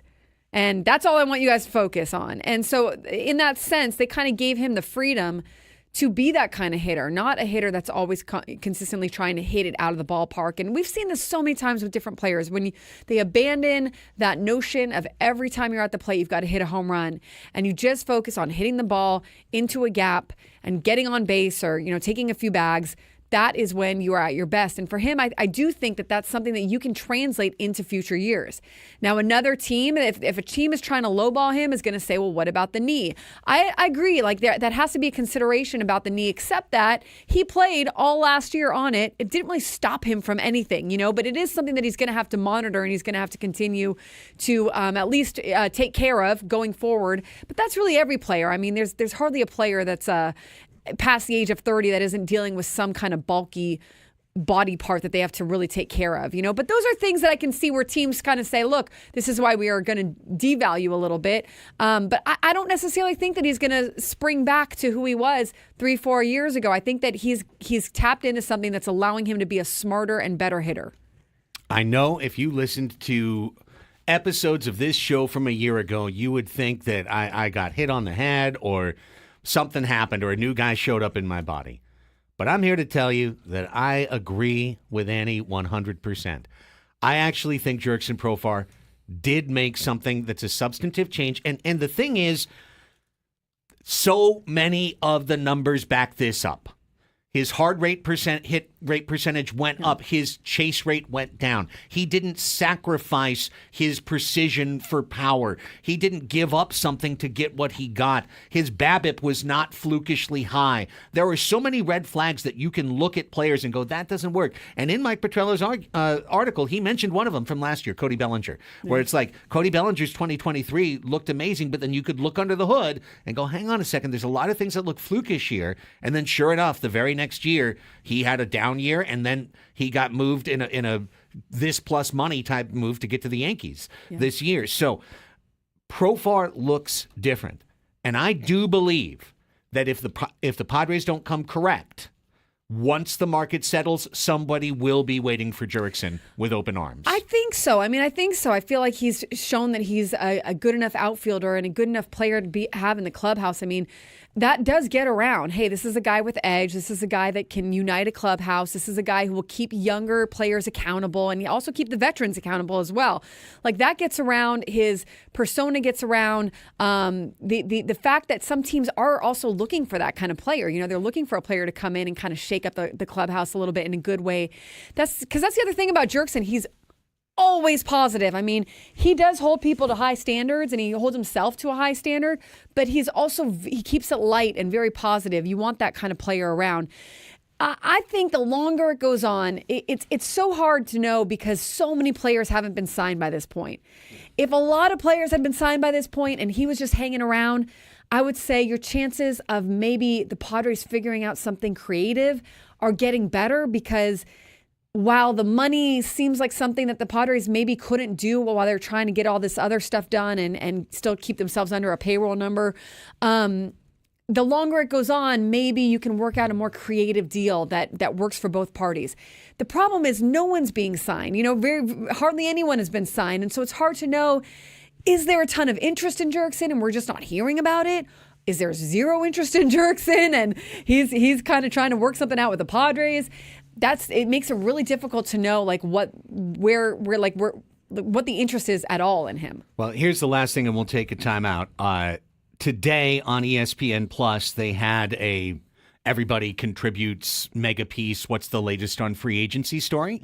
They got into the outfield situation with the prompt of the outfield market is still stocked with big names. How are you hearing it could play out? Right? Jeff Passan said that the veteran outfielders who are on the market, here, quote, outfielders haven't panicked yet because the combination of need and contending teams should get them paid. Supply and demand. Right. And we just saw Winker just got $8 million, right, on a one-year deal. Alden Gonzalez in the same article says this, the Blue Jays, Red Sox, Mets, Detroit Tigers, and LA Angels are among the teams that have been linked to Santander to varying degrees and could still use some outfield help. A reunion between Profar and the Padres, meanwhile, has been seen by some as an inevitability. So it's going to happen. They're saying it's going to happen. Yeah. Some people think, nope, Profar's just going to go to the Padres. Yeah. And when all is said and done, I would like to see that.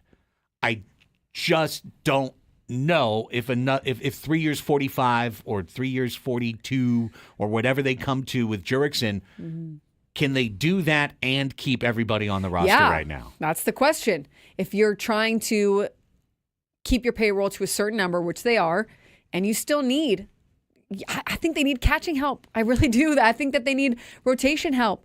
What are you doing on the infield? Is everybody coming back? You still have some unanswered questions. So it really depends financially. Are you going to make any trades? Are they going to make any trades? Are they going to keep everybody the way it is? Because that puts their payroll at the very top then. I mean, if they're not trading anyone, Yeah. So these are all questions that it's just hard to answer right now. But Santander is going to be a good get for any team that gets him. And of course, that pop that he has is a huge value boost for that team as well. But he's going to go for, I would think, pretty pricey. Yeah, I'll put him on the Jays. Eventually the Jays are just going to throw their money at whether it's Bregman or Santander or both. They're going to get someone to take all that sweet Canadian cash.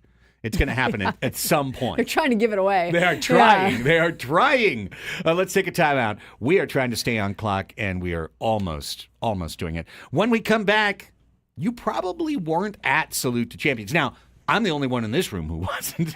Annie was. Brayden was. I wasn't. So this is great for me, and I'm sure it's great for all of you out there in the listening audience. What did Adrian Gonzalez have to say? He had an amazing speech, so I heard, but I'm going to hear it myself, and so will you after this timeout on Annie and Elsten, San Diego's #1 sports station, 97.3 The Fan.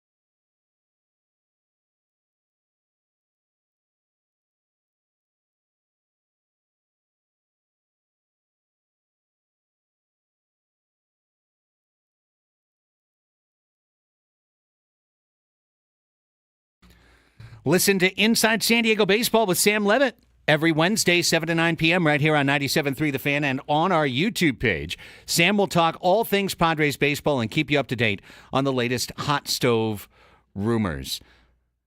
How long is the Adrian speech?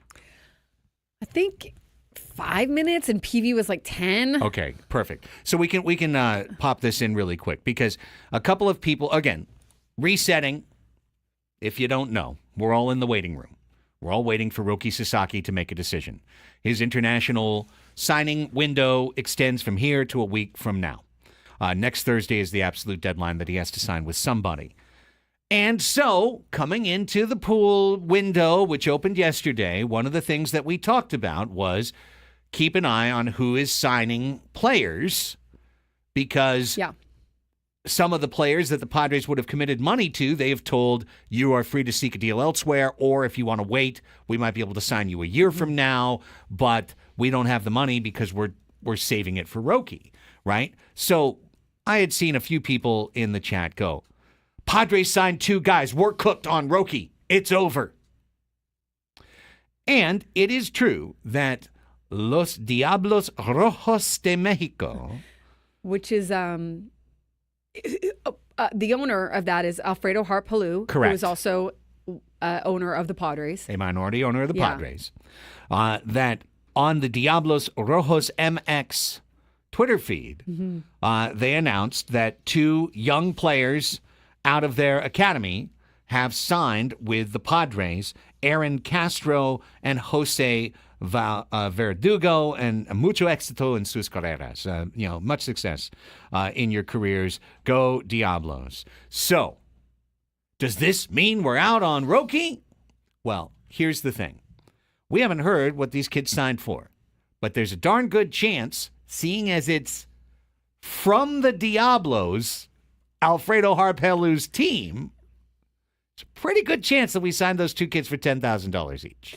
And so if they are $10,000 or less, it doesn't count against the bonus pool money. At all. Yeah. So it doesn't really change anything in terms of Roki Sasaki. Now, I haven't seen the numbers. I don't know what they are, but there's at least a notion, an educated guess that that's really not going to affect things a whole lot. The reason I believe this to be the case right now, Annie, just being my little junior internet sleuth, is that none of the people who report on international signings have talked about this, but the Diablos Rojos have talked about it. So it's a point of pride for the Diablos Rojos organization that 2 of their young academy players have been signed as Padres prospects. This is what you'd call a pipeline, a homegrown pipeline from the owner's Mexican team to the owner's American team. It's not necessarily indicative of the abandonment of Roki Sasaki. And by contrast, if we had seen a report from a Jim Callis type, right, that the Padres had signed so-and-so from the Dominican Republic, 17-year-old shortstop, to a $2.1 million deal, then we'd be going, uh-oh, I think we're out on Roki. Yeah, anything of that price, unless, and again, this is where it's so speculative because we don't know. I mean, there's been speculation that Roki is only going to get, maybe $3-4 million. And then there's more millions then for the Padres to play with or any other team. Maybe he doesn't take the entirety of the bonus pool money. We just don't know. I mean, there's the argument on the other side of that is that because the team that he played for in Japan gets a cut of that money, it's also, is there a respect factor in that where you are trying to get the most money you can because that it goes back to your team in Japan and there's a whole, deal that goes on there, and obviously the agent and everything like that. But that's stuff that we just don't know. So, but I would say if you see multiple signings, if you see the Padres creating multiple signings for millions of dollars, probably a good chance that they're not getting Roki Sasaki. But I personally think if that happens, we will already have known where Roki's going. 100%. Those would be the kind of things that the minute after it's announced, then the Padres are like, okay, boop, back to you. Okay, we'll take care of this. The 2 teams that are out will start to make a lot of movement. Yeah. So, the reason we bring it up is to maybe, hopefully, calm the nerves of a couple of the nervous Nellies that are saying, oh, we're done, we're out, are we out, what's going on, what's happening? In all likelihood, these are 2 academy signings for $10,000, And the Padres could literally sign an entire high school class for $10,000 a piece, and it wouldn't count. They could sign 785 players at $10,000 a piece. It would be odd. It would probably be a little crowded at the Dominican Academy. Sound very angels of them. Yeah, but it wouldn't count against anything that they were trying to do for Roki or for anyone else. So, and probably more reporting will come out, but at this point, I'm searching. I don't see any costs associated yet. But yeah, I think we probably would have heard. That's why you saw the Mets signed so-and-so for $5 million yesterday. Right. Like those big deals, those big ones, you're seeing the numbers and the team, and they're bigger. Like they're more. There's more notoriety behind some of those signings. Exactly. So, in other words, this was a good story to put out there just to tell you, don't worry about this one. This one shouldn't be anything that you're worried about at all. And if we get a change in reporting, if it turns out that both these guys signed $1 million deal, then we'll let you know that. We'll let you know that it was something slightly different. Okay, back to Monday, the Salute to Champions dinner. What a great class you guys had. I mean, incredible. Sharday Houston, Adrian Gonzalez, Jake Peavy. I mean, talk about boom, boom, boom. Couldn't be nicer, too. Couldn't be nicer people. Superstars. Adrian Gonzalez has had, I'd say, a weird relationship with his hometown over the course of the last 15 years. And it maybe makes you forget, if you're not old enough to remember, how beloved he was coming here in 2005 as the product of East Lake, as the product of both sides of the border, right, of Tijuana and San Diego. His brother Edgar being alongside during his Padres tenure. How good he was. Oh, yeah. It's just Gold Gloves, 40 homers, line drive singles to left field. One of the swings that most reminded me of Tony Gwynn in a weird way. He was just so good to the opposite field. But, of course, he got traded to the Red Sox, and then he went to the Dodgers eventually, and, And everyone held it against him, and, he never wanted to leave San Diego. He talked about on the phone last week in the interview he did with us, and then also, throughout the week, I think it was Bryce Miller who did a column on him for the Union Tribune. They never gave him a meeting. They never discussed a deal with him. They never planned to keep him. They just said, Adrian, you're out of our league. Because he talks about he would have taken some kind of discount to stay in San Diego. Sure. But how can you take a discount if they're not offering you anything? And his agent, John Boggs, who he mentions in the speech, tried, hey, let's sit down, let's do something here. And they were out on him, So I think he gets a bad rap for no good reason. I mean, at that time, Jeff Morad was trying to work on a discount. Yeah. So, and then he lost the whole team, right? So precisely. He's trying to buy it on a credit card. We talked about last week, the entire roster was $40 million back in the year that he was traded. Yeah. He got traded and ended up making like $20 million a year or something. Like the entire, think about that, $40 million for the entire roster. Well, do you remember, this is one of those things I'll remember my whole life. Morad almost proudly at the beginning of that year saying, the payroll will begin with a 4. That's what he said. It will begin with a 4. Not 400. Yeah. 40. And yeah, that's one of those things that how far have we come from the payroll will begin with a 4 to now? I just don't think you can hold it against him for embracing the Dodgers when he played with them. I mean, he's a player who got an opportunity with a team. Whatever team you're with, you take that opportunity and you embrace it. You run with it. Like, your time is limited. But that's also another thing. He played 15 years, and that is a hard thing to do in Major League Baseball. Let's hear what Adrian had to say at Salute the Champions.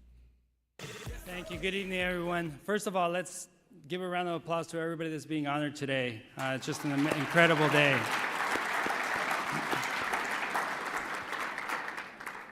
I want to take a moment to thank the Bright Bar Hall of Fame, San Diego Sports Association, for this incredible award. For me, growing up in Tijuana, San Diego, my dream was not to play professional baseball. It was to play for the San Diego Padres. Being like Tony Gwynn was my goal growing up. I did everything I could to hit like him, try to hit the other way, hit a ball in the 5.5 hole. For me, wearing the Padres uniform was a dream come true. I devoted every ounce of my ability to make everyone proud that supported that dream. I want to thank some of those people here today. who supported that dream. My wife, Betsabe, I remember asking you to come watch me play when we were dating in high school. And when you finally decided to come watch me play, I remember hitting a home run at Helix High School. And when I was rounding the bases, the only thing I could think about is, I hope that makes her smile. She knew nothing about baseball, so I don't know if she smiled, but she learned a little bit about baseball over time. I always wanted to work hard to do my best so you would be proud of me. You gave me the love and encouragement every day to go to the field happy and ready to go from the moment I stepped in the clubhouse. You have always been the rock you've always been the rock in our life, and I love you. I also want to thank our two daughters that are here today, 13-year-old Brianna and 11-year-old Alessandra. I love you, girls. I love you, girls. My parents, David and Alba. You guys are incredible parents. Thank you for being who you are. You took me to the first ever baseball game at Jack Murphy Stadium. We would go, and I remember sitting in the Tony Gwynn seats in right field. And I remember all the memories of being at Jack Murphy, Qualcomm they became, and just having an incredible time. You took me to all my practices growing up. You coached me. You did everything a parent would want, and I'm forever grateful for that. You two are incredible parents. Thank you so much. My brothers, David and Edgar, my two older brothers, you both helped me guide and teach me the game of baseball growing up. David played baseball at Point Loma Nazarene. I remember watching him play and looking at the view, which is an amazing view there. Edgar played at San Diego State, then went on to play professional baseball as well. We were able to play together for the Padres for a couple years there, and it was another dream come true for us as a family. I also want to take a moment to acknowledge Coach Gonzalez is here with us today. Coach, you were instrumental in developing me as a baseball player during my 4 years at East Lake High School. You taught me how to swing hard every day, and you would always say, swing hard just in case you hit it. And I carried that throughout my career. Just swing hard. I also really, really want to take a moment to acknowledge John Boggs is here, my agent. I remember 24 years ago, we sat down and when we were told that I was going to be the first overall pick. And over the years, we negotiated many different things. We talked about so many different things. But more than anything, you become more than an agent. You're a family. You've been incredible to me. Really, really just, I want to say this about Boggsy because it's really true. If any kid out there or anybody that's in college and high school has a dream of becoming an agent, go talk to Boggsy. He is everything as a player you want in an agent. You're honest, loyal, a man of integrity, great human being. Boggsy, you're the best. I had some incredible coaches also coming up with the Padres, from Bruce Bochy, Bud Black, had an incredible hitting coach with the Padres, may he rest in peace, Merv Redmond. For me, I just learned so much from the coaching staff on how to become a Major League Baseball player. For me, it was instrumental years, growing years for me, and just being able to play in the 2016, which was, I always tell everybody, was my favorite year as a professional baseball player, was that 2016. Jake Peavy was a teammate that year who's being honored here tonight. And I got to play with so many players, Trevor Hoffman, who we all love and admire here in this community. I mean, so many players that I still call friends today. It was an incredible season that I still remember as my favorite. I was blessed to spend 5 years here with the Padres, and I was always inspired. I was always inspired by the city, the fans, the community that I grew up in. And I was always driven to be the best I could be because I remember being in those stands in the Tony Gwynn seats, and I wanted to make everyone proud that was out in the stands. And now being inducted into the Hall of Fame, the Brightbar Hall of Fame here is a true honor for me, and from the bottom of my heart, I just want to say thank you. Great stuff from Adrian Gonzalez. Hey, That's what you want in an award speech, but it's so gracious. Very grateful, very heartfelt. I think it's also important to remember how much he did in this community and still continue to do. I mean, even after he left San Diego, he kept up the foundations and the organizations of his own and the ones that he could. I talked about last week, there was a whole article in the Union Tribune after he left about the impact of him leaving that would happen on the community because of all the time and money he put into the nonprofits and organizations that he volunteered with. And so, I mean, again, you could clearly hear how grateful he is in his voice and how much he loves San Diego. Great stuff. And later in the show, Jake Peavy, a garrulous, exciting, rambunctious speech. Jake's got a funny speech, and he throws Adrian Gonzalez under the bus a little bit. He does. And it's pretty funny. So, yeah, we got to get to that one. That's still to come in the second half of the program. We're halfway home. Roki Sasaki hasn't signed. No. You're safe. You're Shohei safe. Ohtani's due up in how many at-bats? Yeah, right away. Yeah, it's coming up soon. Start the countdown. Ohtani due to bat in 2 months. We're back with the 12 o'clock Sports Fix. All the news that you need from the sports world right after this break on The Fan.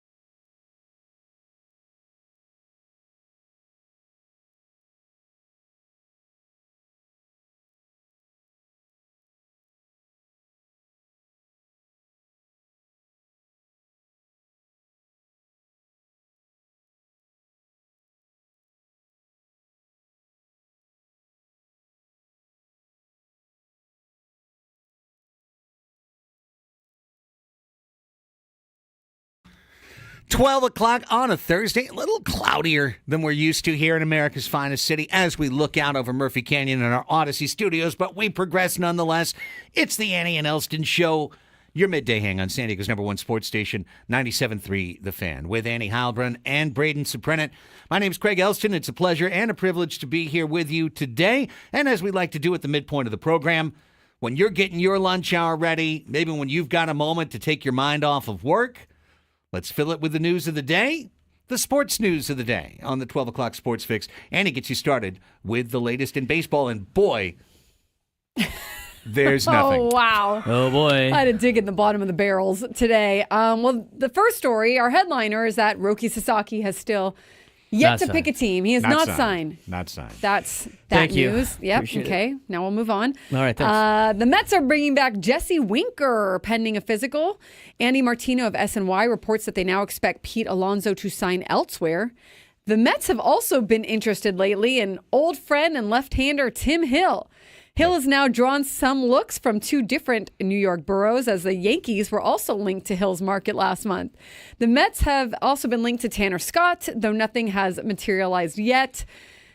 Anyways, okay, yeah. The Padres signed Aaron Castro and Jose Verdugo out of the international pool today, as we just discussed a minute ago. They are from Diablos Rojos Mexico League. That is the same league that is run by Alfredo Harp Palu, or owned by him, and he is a minority owner of the Padres. We don't think that this is enough substantial money to constitute any kind of deviation from what the Padres have going on with Roki Sasaki. So just a few small deals. Bob Uecker, the backup catcher turned Hollywood star and the legendary radio voice of his hometown team for more than 5 decades, has sadly died. He was 90, following 6 seasons in the major leagues with the Braves, Cardinals, and Phillies, then a failed stint as a Brewers scout. Uecker's voice became one of the sounds of summer in the Midwest. He joined the Brewers radio team in 1971 and launched a second career in broadcasting that led to the Wisconsin Athletic Hall of Fame, the Radio Hall of Fame, the National Sportscasters and Sports Writers Association Hall of Fame, the National Association of Broadcasters Hall of Fame, and the National Baseball Hall of Fame, as the 2003 recipient of the Ford C. Frick Award. And of course, he's remembered for all of his appearances in commercials and in movies and on the TV screen. And finally, just a little piece of news coming in about the lawsuit filed by Sheil Seidler earlier this month. It looks like the Seidler-Kutsenda group has filed a motion to intervene and compel the case to arbitration. So it looks like they're trying to get this to be something that is maybe not in the public eye, which is understandable. But as we get more information, we'll bring this out. I think this is just a counter motion, which you would expect from the brothers after a lawsuit has been filed. So if we get any more information, we will bring that to you. Absolutely. Pretty normal stuff. Yeah, it's pretty procedural. There. You know, it's nothing that I think is unexpected at this point. What's also unexpected is a fix without Braden. I expect a fix to have Braden. Here's Braden. All right. NFL news. Our guy Deontay Johnson. No, what now? The Ravens' surprising waiver claim for journeyman Deontay Johnson could result in an additional draft pick for Baltimore. Remember I explained this yesterday or 2 days ago? Yes. Deontay Johnson, former Steelers, signed with the Panthers, was traded by the Panthers to the Ravens, refused to play for the Ravens, got suspended by the Ravens, got waived by the Ravens, went to Houston, didn't play enough in Houston, and complained about it, and then got waived by Houston. Well, he's now been picked up by the Ravens, who he refused to play for. And the Ravens did it because they might be able to get a draft pick. Johnson, who was waived by Baltimore earlier this season, was claimed by the Ravens. One day after the receiver was waived by the Texans, it was announced Wednesday. Johnson won't officially move to the Ravens until February 10th, the day after the Super Bowl. He qualifies as an unrestricted free agent. By claiming him, the Ravens will have a chance at earning a compensatory selection for the 2026 draft, depending on the contract Johnson signs in free agency. The Ravens had been the best in the NFL in accumulating compensatory picks, earning a league-high 56 of them since the system began in 1994. Baltimore has used comp picks to select fullback Kyle Juszczyk, punter Sam Cock, and tight end Isaiah Likely. Johnson was waived by the Texans on Tuesday, And sources told DJ BNME that Johnson had asked for his release. Receiver was visibly upset as he sat fully dressed at his locker after the Texans' wildcard playoff victory against the Chargers. So there you go. Deontay Johnson's back. And apparently the Ravens are really good at signing, or should I say, acquiring compensatory picks. Take that for what it's worth. Yeah, exactly. Delightful.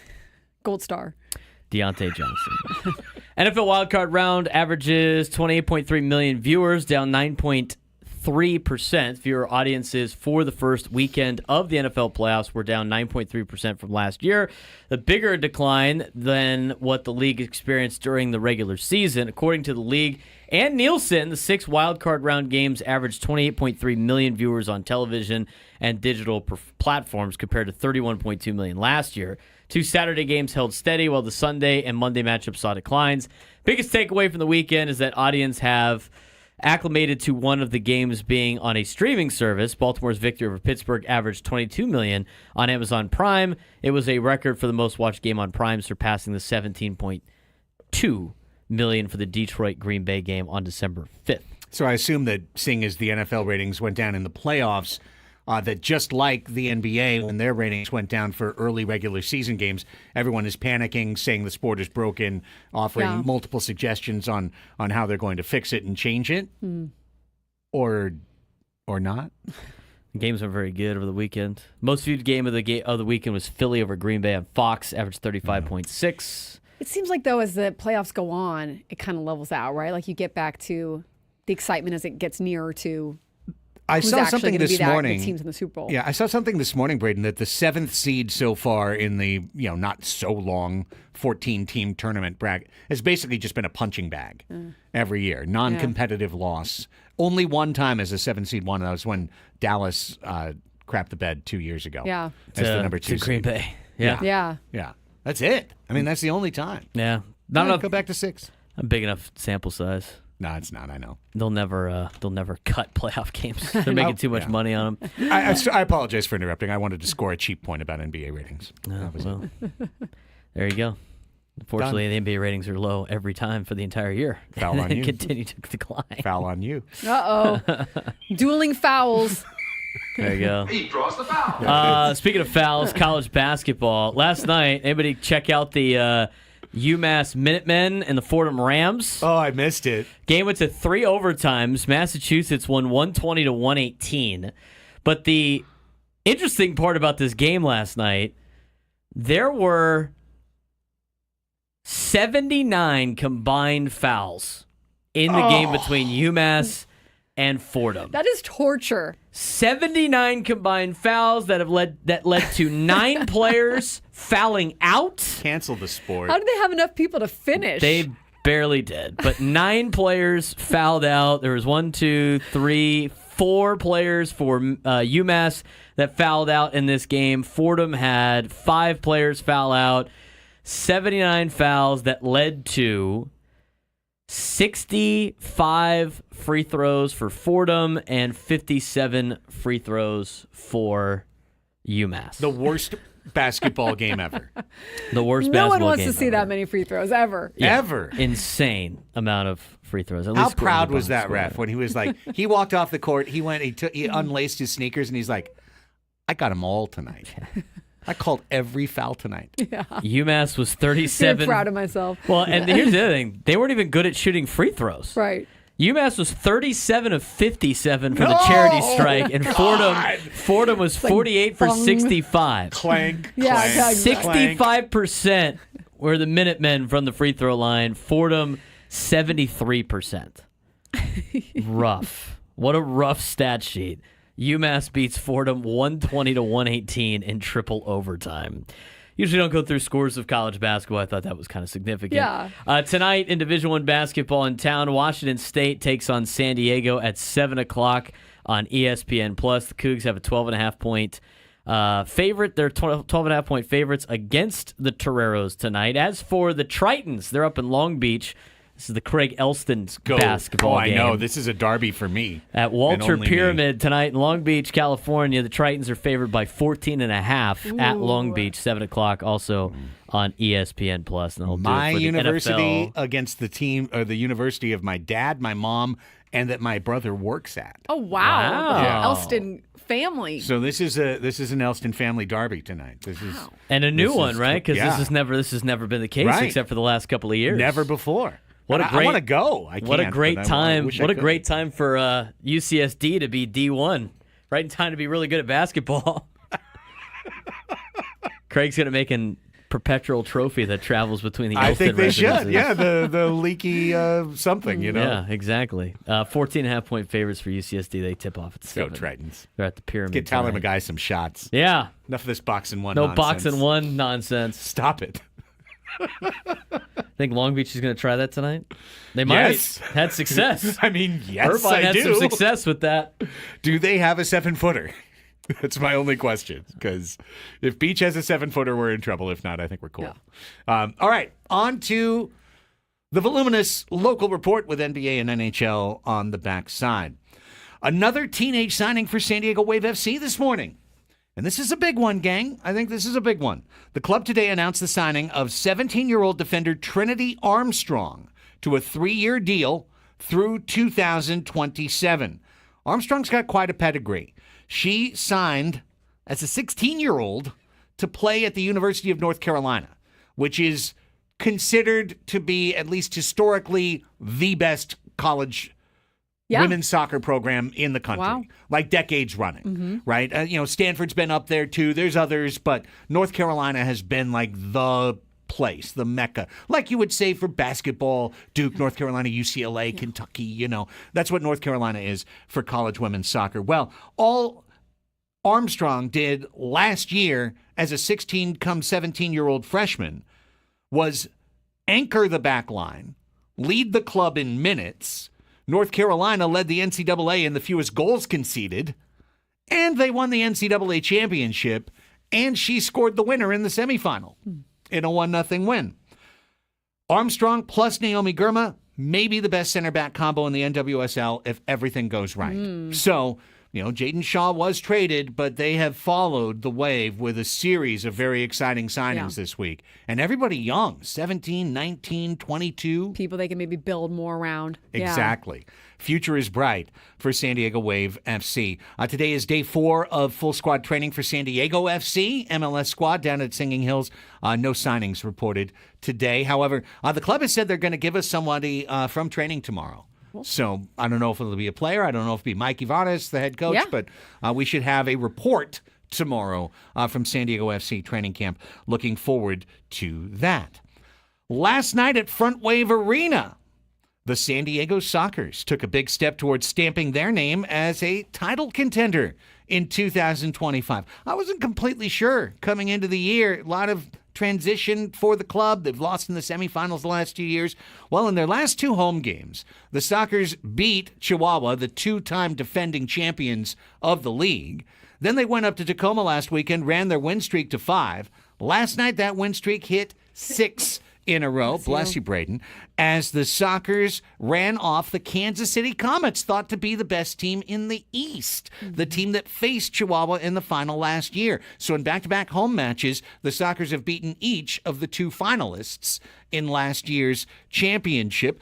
Leading the way, a very familiar name, 16-year veteran Craig Childs, all-time leading scorer. He came up with the hat-trick goal that really put things on ice in the fourth quarter. And it is the last shot of the power play. But now Costa's got a shot to Childs! The shot pass! The hat trick! Who did it? He did it, the captain, Craig Childs! That's who! 5-3. Sockers looking for a 6th straight win. And they would find it at Front Wave Arena. 7-4 was the final score in that one. Sockers back in action tomorrow night. They host the winless Texas Outlaws at 7:35 p.m. Come on out and see some goals. $10 craft beers on Military Night at Front Wave Arena. It was a wild one last night at Pechanga Arena, but for Gulls fans, Same old song at the end. Club lost for the 5th time in 7 games this month. Iowa Wild were the winners, 7-5, the final score on the ice. San Diego Mojo opens home schedule tonight at Viejas Arena when they take on the Orlando Valkyries, 7:05 p.m. first service. If you can't make it out to Viejas Arena, and if you haven't, you've got a little bit of a wild hair. Telling you, it's a really good time. They do a great job with the production. It's a lot of fun, and the Mojo should be a really good team once again. Go out and check them out. You can go to San Diego Mojo, type that in, and you'll find a tickets link pretty quick. If you can't make it, though, the match will be streamed on YouTube. Nice. So you could find it there, and you can watch it for free on your TV there. San Diego Clippers, kind of had forgotten about them for a week or two to add them to the local report. No longer. They are on a road trip. They won in Oklahoma City, 116-113 on Tuesday. They're actually playing right now, and they are in D.C. playing Capital City, and it is 109-108 Clippers with 6 seconds left in the fourth quarter. So, I don't know. They're either going to win, lose, or be tied. That one's too close to call right now, but that is what's going on with the San Diego Clippers. They're on the road. Over to the NBA, where there were a number of games last night, including Golden State edging Minnesota 116-115, and the Lakers winning on their home court 117-108 over Miami. However, I do have to highlight the Clippers' home game against the Brooklyn Nets, who have apparently decided to pull the ripcord and hashtag SAG for flag. They're going to try and lose as many games as they can to get Cooper flag at the end of the year. Last night, Brooklyn... They still got a lottery in that sport, don't they? They do. It's a risky proposition. Right. They're taking their chances there. Taking their chances. All they can do, I guess. So last night, the Nets... Now, I need to emphasize this. The Nets, which was before the New Jersey Nets, and then it became eventually the Brooklyn Nets, where they are now. They've been one of the worst franchises in NBA history. Like, if you go over the decades of the NBA and go, who's been truly bad? The Nets have usually been one of the worst teams. So when you lose by the biggest margin in franchise history for the Nets, it means something.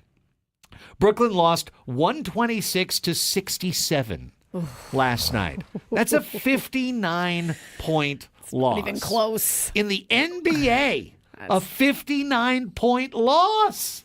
And by the way, they were down by 64. They rallied. Aren't the Nets Joe Tsai's team? Yeah. What's wrong with the Nets? They can't get out. Like they can't turn it around. What's wrong with the Nets is that they went all in on a Kevin Durant, Kyrie Irving, James Harden trio 3 years ago. That's right. That never ends well. And then they broke it all up, and they had to trade all of those guys, and they have traded all those guys. They haven't recovered. No. And this year they were kind of medium, and then they looked at it and they go, we don't want to be medium. We want to be terrible. And so they traded Dennis Schroeder. They're going to trade Cam Johnson. They traded Dorian Finney-Smith. They are trading away their team, and now they are playing just like you'd think. And there's no guarantee that they're going to get, even if they tank, that first they could pick. Right. pick fourth. They could pick seventh. Right. You know, I mean, but you got to do what you got to do, I guess. Yeah. Hey, Brooklyn Nets fans, get ready for bobblehead night. Get ready for theme night. Get ready for 100%. Get ready for ignore the court 100%. Night. You know, discounted beers maybe. Discounted beers. Here's a great one. Theme jersey. Like, hey, how about Star Wars night? How about we rename ourselves one day? Today we're the New Jersey Ninja Turtles. You know, like something along those lines. That's the nonsense that we're headed toward in Brooklyn Nets world. Okay, for the rest of it tonight, there's 5 games, including the rematch of the two best teams. You got to watch it. 4:30 tonight on TNT. 34-5 Cleveland, 33-6 Oklahoma City. This is it. These are the best two. Last time they played, it was awesome. It's going to be awesome again tonight. Check that game out on TNT. Those Clippers are at Portland tonight as well. NHL, 2 games last night. Buffalo downs Carolina 4-2. Edmonton skates past Minnesota 5-3. And tonight, a whole lot more games than that. And we'll talk about them tomorrow. But that's it for today. Yeah, good sports fix. The 12 o'clock sports fix is all done. All right, when we come back, a couple things we didn't get to yet on the program, including the very latest on Ha-Sung Kim. We'll bring it to you. Anybody knows before the hour is up. Later in the show, you're going to hear Jake Peavy's acceptance speech at Salute to Champions with crazy funny stories along the way, and a crazy funny story from Bob Uecker as well. So a lot of fun stuff as we stay in the waiting room. Roki didn't sign during the Sports Fix. Don't worry. We'll be right here if anything happens on San Diego's #1 sports station, 97.3 The Fan.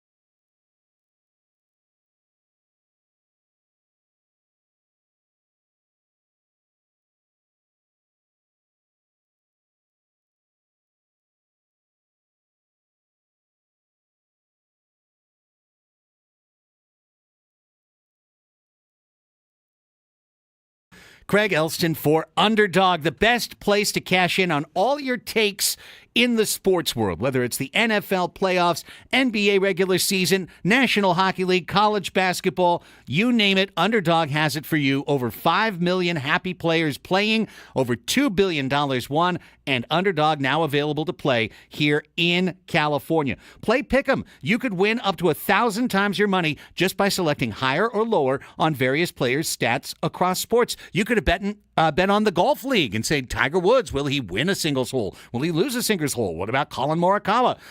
All sorts of different options every single day. I tell you what, every day I open up the Underdog app because I don't know, could there be a great new feature today? Sometimes they'll have 50%, 100%, 150% profit boosts where you could take that $10 play that was going to go for 60 and have it go for 120 or 150 instead. So many different ways that you can play smart daily fantasy sports and make great money. Underdog's the best place to play Pick'em. Download the app, sign up with promo code Craig. That's my name, CRAIG. Deposit now, get up to $1,000 in bonus cash instantly. That's promo code Craig. Must be 18 plus. Present in a state where Underdog Fantasy operates. Terms apply. Concerned with your play? Call 1-800-GAMBLER or visit ncpgambling.org.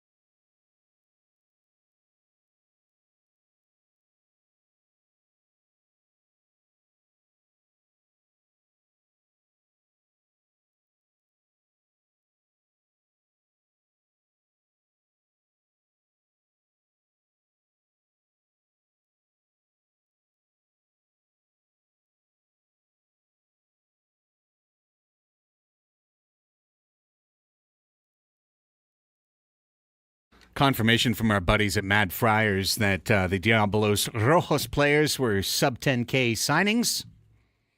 So we can chill on that one. Not our momentary panic, but some momentary panic out there in the universe. And we saw 2 Diablos Rojos put pen to paper to sign as international signings for the Padres. Again, you could sign 13 busloads of 16-year-olds for $10,000 each, and it would count exactly the same as signing me and Annie or signing it for nothing. It doesn't count. Doesn't matter. They are all good. Still in on Roki Sasaki. Still in. We're still in the waiting room. Wait. I ain't changing until they announce where he's going. Yeah. No. Padres aren't going to be like, we're not interested anymore. Yeah. Do you think they'd put the bag out there like that? Are you kidding me? Do you think that the Padres got the call like, hey, listen, you're going to finish second, okay? And then when we're like, you know what we're going to do? We're going to go out and sign our Dominican teenager right now before you sign. We're just going to show you. That's right. Like, no, that's not going to happen, guys. Not going to happen. Okay, here's what's going to happen this segment. Couple of different things. All right, we talked about Jurickson Profar earlier. Let's just spend a little bit of time on Ha-Sung Kim. Reporting drifted into the national consciousness yesterday that matched stuff we knew that Kevin Acee reported months ago.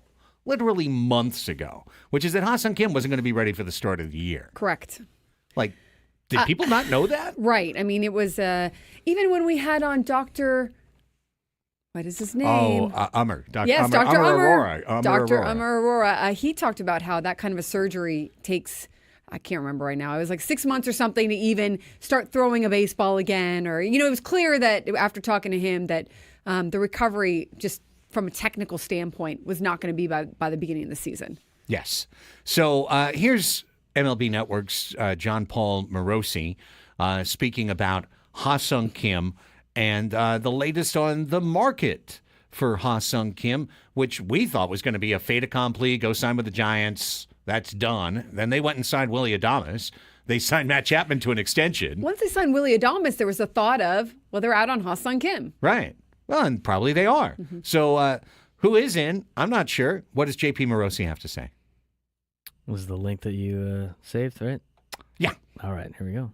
Boom. Kim spent 4 seasons with the Padres, free agent. I know he had surgery on that shoulder. Is he healthy right now?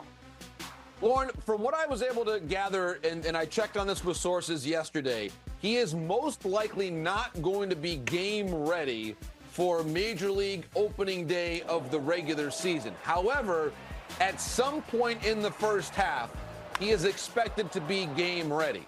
And so in that sense, he's the ideal fit for a team that has an infield need at some point in time in the first half, but maybe already has someone that they're trusting to play, whether it's second base or shortstop, to begin the season. And to that extent, I want to mention a couple teams here, the Mariners and the Giants. We saw the Giants make the move with Adames at shortstop, but what about second base? They've got Fitzgerald there to play second at the moment, but potentially Kim could support him there.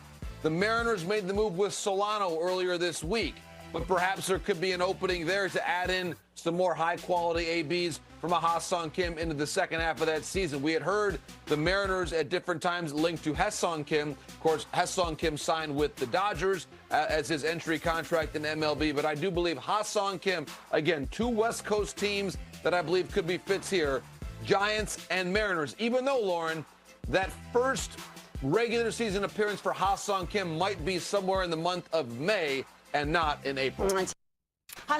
Couldn't disagree more about the Giants on that one. Well, when he gave his argument, I thought, and I want to hear yours, I thought, okay, because like I said before, once they signed Willy Adames, okay, they're out on Ha-Sung Kim, but playing second base could be. Here's the thing. You heard Morosi say it. Well, they have Tyler Fitzgerald, but wait, hang on. Let's not even get to the but in the sentence. They have Tyler Fitzgerald. Tyler Fitzgerald last year was 27 years old, or 26 years old as a rookie. He's 27 this year.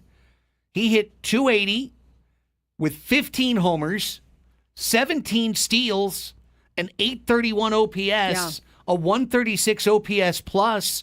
His glove wasn't amazing at shortstop. He's going to play second base instead. You signed Willie Adames.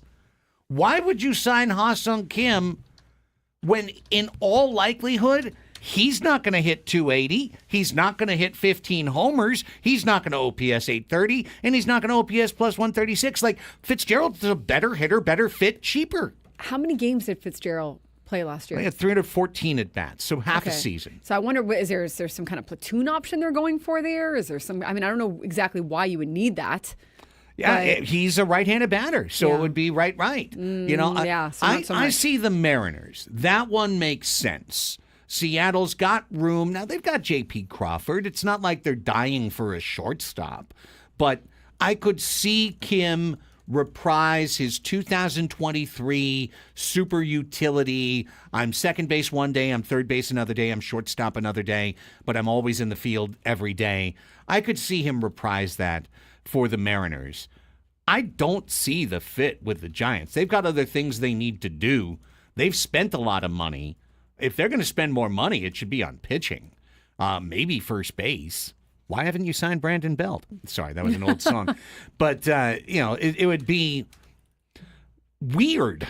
It would be weird to see them sign Kim. No, let them go and do it. Or the Dodgers will sign him just because, they're just a vacuum cleaner that scoops everything up that's left on the table. I don't know. What about the Mariners? I think the Mariners make sense. I think the Mariners make more sense. Yeah. Giants make no sense to me. And remember, Ha-Sung Kim went to, you saw players leave Scott Boras. He went to Scott Boras. So his agency now is Scott Boras. And I see Ha-Sung Kim is also, you would think, would have already been signed, but it's a tricky one because of that injury. Yeah. You have to find a team that doesn't have an immediate need, that can afford and see the potential of taking a guy onto your roster that hopefully, it sounds like maybe wouldn't miss all that much, but you never know. Recovery can take longer. He might not end up coming back until June, July versus April, May, or whatever that projection was that Morosi said. But I don't know. Yeah, I thought the Giants were out once they signed Willie Adames. It would be very surprising to me, although I know Bob Melvin and Ha-Sung Kim have a great relationship. I'm just not sure that they'd put their resources in that. Yeah. They have other needs. And as far as we're concerned here in San Diego, I'm so sorry. No room at the inn. There's just no room at the inn. You're already too crowded in the infield. Yeah. You've got no money. Yeah. We don't have we're having a hard time signing anyone to pitch. We don't need another middle infielder. As much as I love Ha-Sung Kim. Yeah. Not for what he's going to get. No, there's not for half a year. And unless he if he's going to take some kind of 1-year deal to a prove-it deal. But I still don't think it would be with the Padres. No chance. He doesn't sign with Boras if he's going to take a deal like that. That's right. Yeah. He signed with Boras to make as much money as possible. And he'll find it eventually. Someone's going to pay him. Hey, I need money says, let Kim walk, sign Jose Iglesias. Literally that does actually make more sense if you were going to bring in an infielder. I don't think you need to bring in any infielders. We had Jose Iglesias. Never brought him up. That sucked. I was still mad about that. In 2023. Yeah, he stayed in El Paso for a long time. He was busy writing OMG. He was just down in El Paso just thinking songs in his head. He kept signing minor league deals. He kept getting released. Kept asking for his release after the time he could, and then signing a minor league deal back with the Padres. No, you know what? Is he a long-term deal with the Mets, or what is he? No, he'd be a 1-year kind of guy. I need money. I'm with you, man. Actually, I'm gonna rubber stamp what you said and give you credit. I need money. I agree. We lost Solano. I'm really bummed about that. You know who would be a hand in glove fit, a la Solano? Jose Iglesias. But is he available? Is he same player? Yeah, he's a free agent. He's a free agent. Okay, perfect. Same player. Same player. Look, the Padres already have familiarity with him. He was in the system, just never made it to the big leagues. In 2 years ago? Same player. He's got I'm sure he's got a Star Wars Chihuahua jersey. I bet he does. I think he'd have to change the song, but he could bring a new song in. OMGSD. Yeah, there you go. There you go. Let's take a timeout. When we come back, it's time to play a silly game today. Hey, we can't let a day go by without having some fun and playing a silly game. And today we play the game of Crazy Easy Trivia, known as Anybody Knows, where you have to take on Annie Heilbrunn on a 10-question card, where the hook is all the questions are pretty easy. Maybe you'll get them all right. Who knows? But if you can tie or beat Annie, you will be qualified for our end of the month grand prize drawing, a trip to Las Vegas to see Scorpions on March 6th. plus a 2-night stay at Planet Hollywood and a $100 gas card. Every time you say Scorpions now, I only hear the Scorpions in my head. You hear the pause of me not saying yes. the. And then Scorpions. Scorpions. We're going to have that. So we're going to open up the lines right now. 833-288-0973. 833-288-0973. That's our phone number. Give us a ring. We'll find an opponent. We'll play Anybody Knows next. It's Annie and Elsten on the Fan.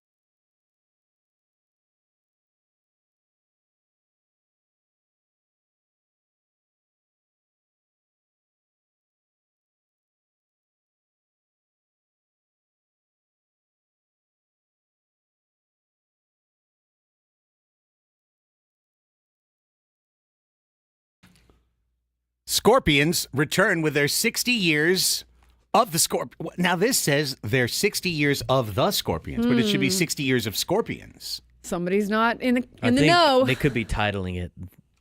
It could be a title. Scorpions returns with their 60 years of the Scorpions Las Vegas residency show live February 27th to March 11th at PH Live at Planet Hollywood Resort and Casino. Tickets are on sale now at Ticketmaster.com, but we'll give you tickets to the March 6th Scorpions show, plus a 2-night stay at Planet Hollywood and a $100 gas card if you're the end of the month grand prize drawing winner. How do you get into the drawing? By winning a silly game. What's today's silly game? It's Anybody Knows. Oh, one of our favorites. The game of crazy easy trivia where you go head-to-head with Annie Heilbrunn on a 10-question quiz. Today's contestant on Anybody Knows is Sean in San Diego. Hi, Sean. Welcome to the program. Well, good morning. How are you guys? Doing really well, Sean. Better now that you're here. But before we play, tell us a little bit about yourself. Oh, just live here in San Diego and kind of running errands on my birthday today, so I figured I'd call in and see how we do. Happy birthday. Love it. Birthday contest, Sean. Yes. I like your chances now. That sounds like fun. Okay, Sean, here's how it's going to work. It's Anybody Knows. Annie is leaving the studio right now. Braden has a quiz card with 10 questions on it. He's going to start firing the questions at you. Timer starts when he finishes reading the first question, and you're going to try and get as many of the 10 correct as possible. Annie can't hear your answers. She's going to come back in. She'll take the exact same quiz. You have this advantage. You could tie her or beat her, and either way, you'll be qualified to the end of the month drawing. Sound good? Perfect. All right, buddy. Keep your head on your shoulders here. They're usually easy questions. Don't outthink yourself. Braden has the questions. I wish you good luck. I'll be keeping score. All right, Sean, 1 minute on the clock.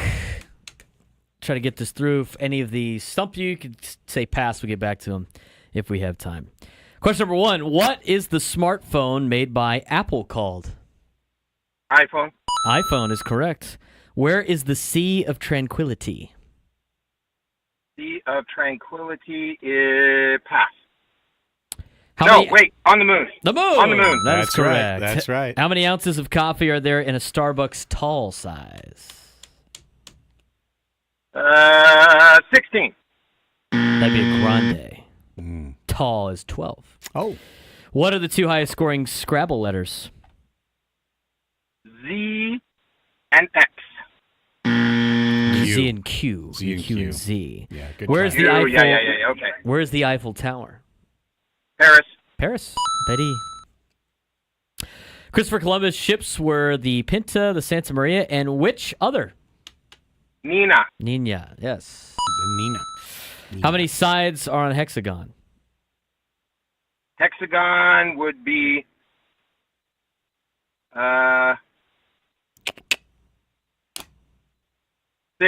That's right. Correct. What Marvel character is known as Incredible? Hulk. Tool for sweeping up. Say that again? A tool for sweeping up. Room?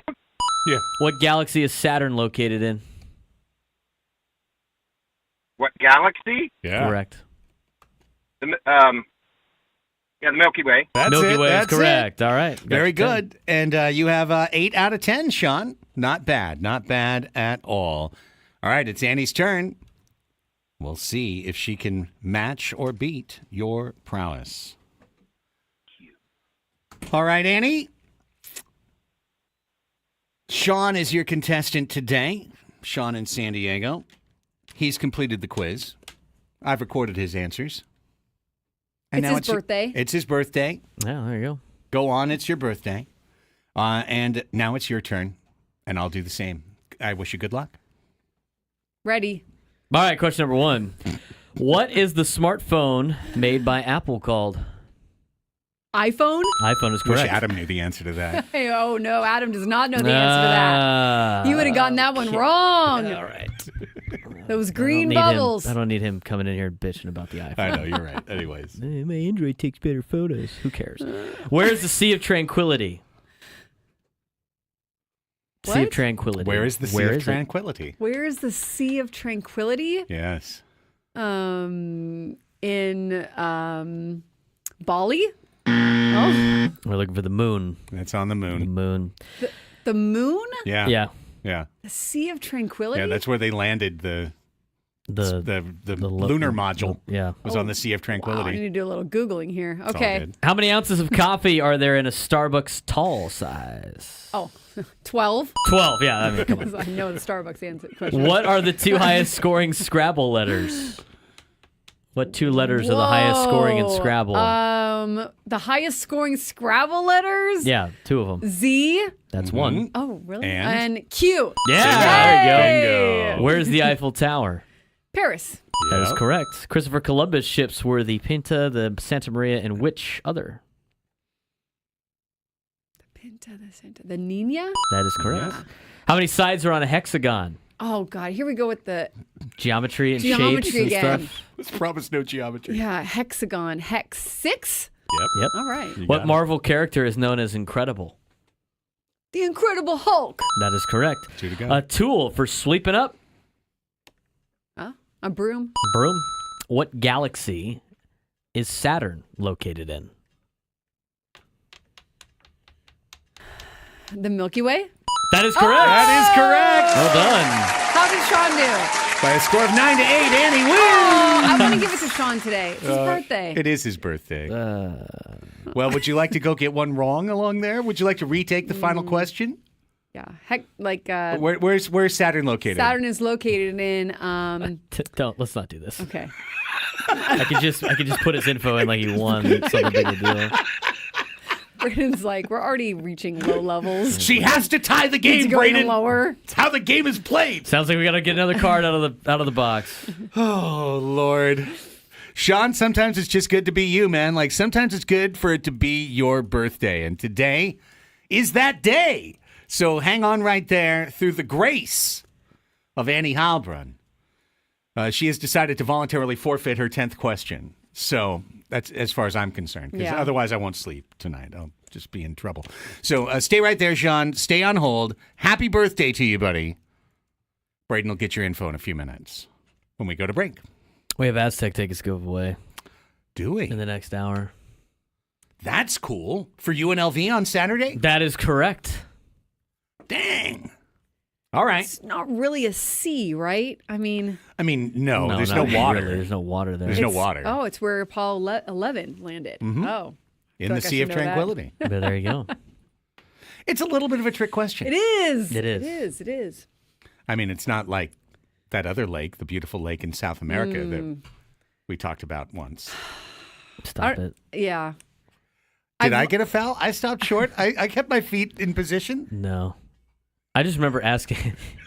I just remember asking Scraby when he walked in. I don't remember what it's called even. But would you like me to remind you? No, I don't want it in my head. I had it in my head for a long time. Everybody knows that, and he's like, no, they don't. And Scraby walks in. Do you know where this? Do you know about this lake? Oh yeah, that lake. Yeah. You're like, oh, I guess everybody knows this lake. If Scraby knows, everybody knows. Speaking of which, we've got like 4 minutes left in this segment. Is that enough time to for Scraby stuff, or should we wait till 1? I don't know how long it is, but we could play the first part, I guess. Here's what we'll do. Let me play this Costas Uecker thing. That's perfect for this space, and then we can make fun of Scraby next hour when he's closer and can defend himself. He can defend himself theoretically. Theoretically, from what I was told at softball by somebody that listened to the show, I don't know how much defending he's got in his system right now. He may be out of defense. He's a high standard guy. So apparently, here in our booth, I can't wait to hear this. Yeah. I know it's gonna be great. And then Sam Levitt weighs in. Oh, I want to hear this. That's all of this part is coming up in the 1 o'clock hour. But first, so many great stories around Bob Uecker, who, if you didn't hear, passed at the age of 90. I hate that it just automatically plays. It just automatically plays as soon as we go to it. So just keep this in mind. When you are a play-by-play broadcaster, and even here in our radio booth, right, we have our on-off switch for the microphone. Yeah. But there's also a button called cough, where if I press this button down right now, you don't hear me. Mm-hmm. I can control his cough button, too. Yeah, you can. Right? There you go. Just like that. He has one too.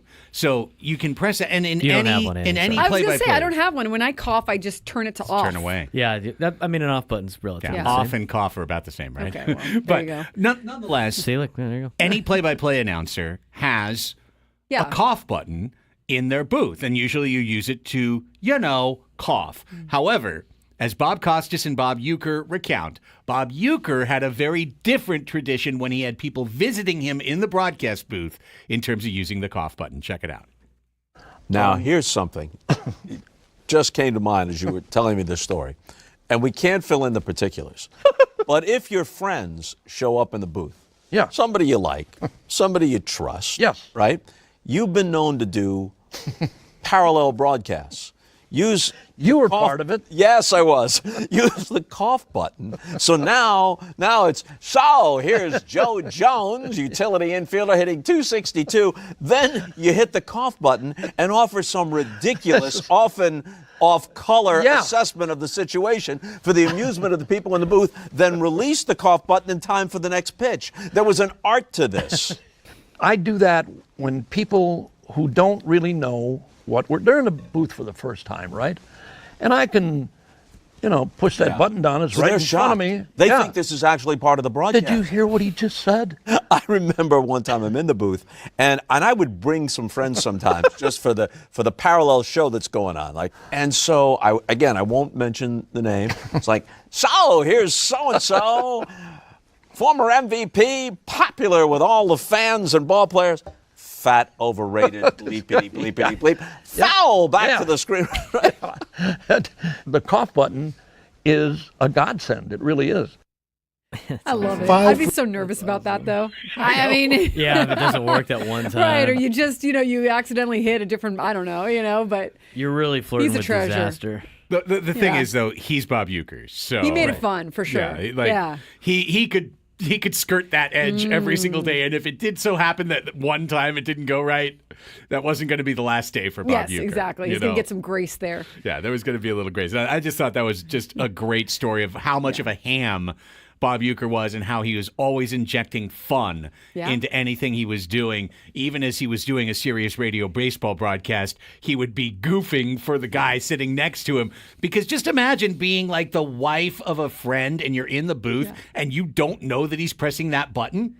And you're like, I can't believe you just said that on air. Yeah, you're thinking he's just MFing some player on the air. Washed up guy, shouldn't even be here, Basically just giving his impersonation of his Major League. Yeah, it's Harry Doyle. Exactly. Harry Doyle. That's good stuff. We only got one stinking hit. All right, when we're back, hour number 4 of the program. Roki didn't sign, don't worry. But you're going to hear Jake Peavy at Salute to Champions and Scraby being silly. All next.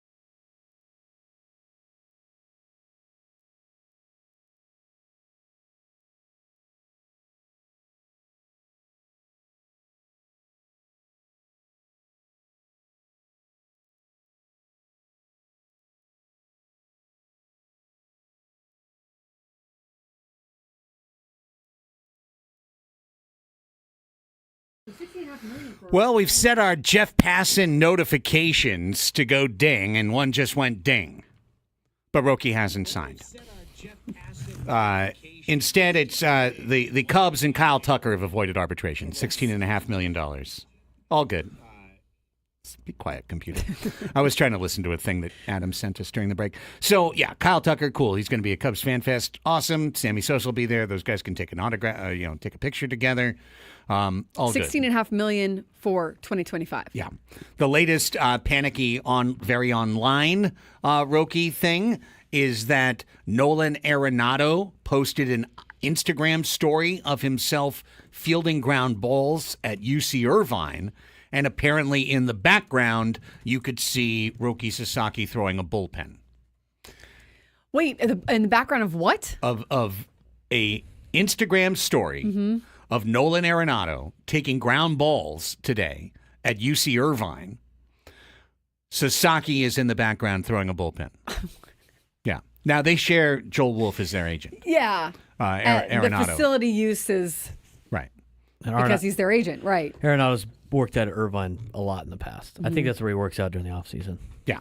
The El Toro kid. So naturally, the Yes. people in Dodgers Twitter have just taken this and run with it and gone, oh, by the way, Nolan's connected to the Dodgers too. Maybe we're going to get Arenado and Sasaki on the same day. Hey, Cicerone Field, one of the best in Southern California. So Yeah, they got to get their work in somewhere. yeah, where else are they going to do it? Although interesting it sounds like if he's not gone back to Japan. Right. Looks like he's here. Maybe through the announcement. I think so. Yeah. I think that's right. I would think so, yeah. Yeah, if he's throwing bullpens in Southern California, then he's not running back to, Right. like he's not just going to go back to Japan and then come right back. Like that doesn't make any sense. Definitely not going to Canada. I mean, let's keep our eye on. For the flight tracker, is the Shark Tank guy in there or not? Shark Tank guy could do the funniest thing. Oh, man. And just book a flight to Toronto. Oh, yeah. From it would like be so Newport good. or John Wayne or something. Like I was saying yesterday off air, if as a Padre, if you're in the Padres organization, you don't want him to go to Toronto, obviously, or you're a Padres fan. But if he was going to Toronto, their social media knew, and they knew it was a done deal and everything. Yeah. They could troll so funny, like right before he was announced or something, But you'd have to know he's coming to you if you're gonna make fun of yourselves that way. like you got to know there's something really happy at the end of that, or your ownership's going to be really mad at you. Yes, and yes, no doubt about it.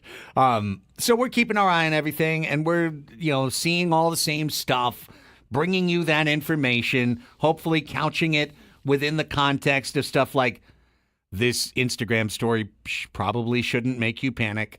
The announcement that the Padres got 2 kids from the Diablos Rojos, which is literally owned by the Padres minority owner, to sign international deals. Those deals are so cheap, $10,000 or less, they don't even count against the Roki money. It's same thing as it was this time yesterday, same thing as it was at the start of the show yesterday. We're in the waiting room. And we're waiting. And eventually our name will be called, or their name will be called. It'll happen one way or the other, but someone's name will be called at some point between here and a week from today. The one thing I'll take from this is he's here.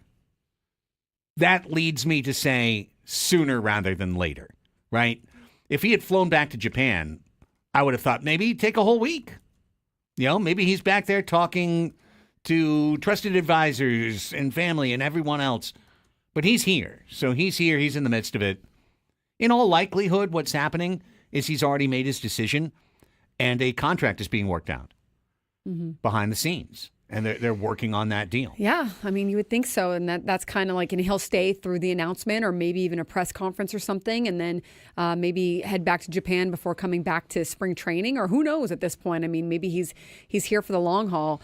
But his agency is up there, is in that area in Los Angeles, and that's where he had all his meetings. His first meetings were not with the clubs at their facilities; they were all at his agent's place, or they had a centralized location in Los Angeles. So this is really probably what he's been doing the whole time. Is working out there at, was it UC Irvine? You said, or UC Irvine. Yeah. So, hey, anything we see. Do you think anyone's standing outside the Like the park area? Like, Yes. Roki, where are you going? No, what I think Where are you is signing, Roki? Definitely on the top of the parking garage Yeah. that overlooks the Cicerone Field over there. They got their binoculars. They're trying to see if he's wearing any team. Yeah, what team Gary's wearing. Yeah. I'll Team tell gear. you who's there. I would say I guarantee someone's there. It's not that guy. It's guy with the binder of baseball cards to sign guy. Oh man. Those guys, you Yeah. can't get rid of them. No. There's somebody They there. find you. There's somebody there waiting for Nolan to sign. There's somebody there praying that they can get a Roki Sasaki signature on a NPB baseball card, which I assume they make, but I don't even know. I would think so. I would think so too. Yeah. So that's the Sasaki update. No update. We remain in the waiting room. We remain with tea leaves to examine. The Dodgers haven't traded for international bonus pool money. The Blue Jays haven't traded for international bonus pool money. And the Padres haven't traded for international bonus pool money. No one's done anything. Nothing's happened. We continue to wait. Bob Uecker passed away this morning. We've been playing some clips from him over the course of the show. We'll play one more before we get out of here to be sure later on in this hour.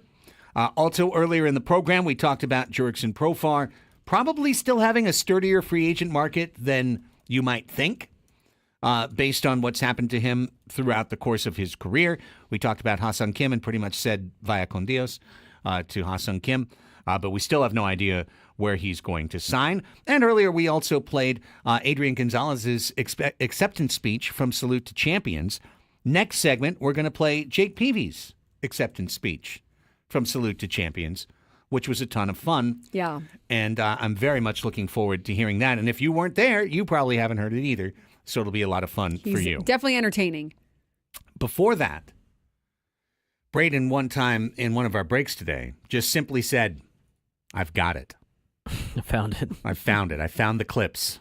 I've got it. I found the beginning part of this one. All right. So this is a pre-tease because we'd love you to support Odyssey and 97.3 all day long by listening from 6 a.m. to 7 p.m. today, including Gwynn and Chris from 2 to 6. And then that crazy guy Scraby, they give him an hour on his own from 6 to 7 inside the borders of Scrabistan.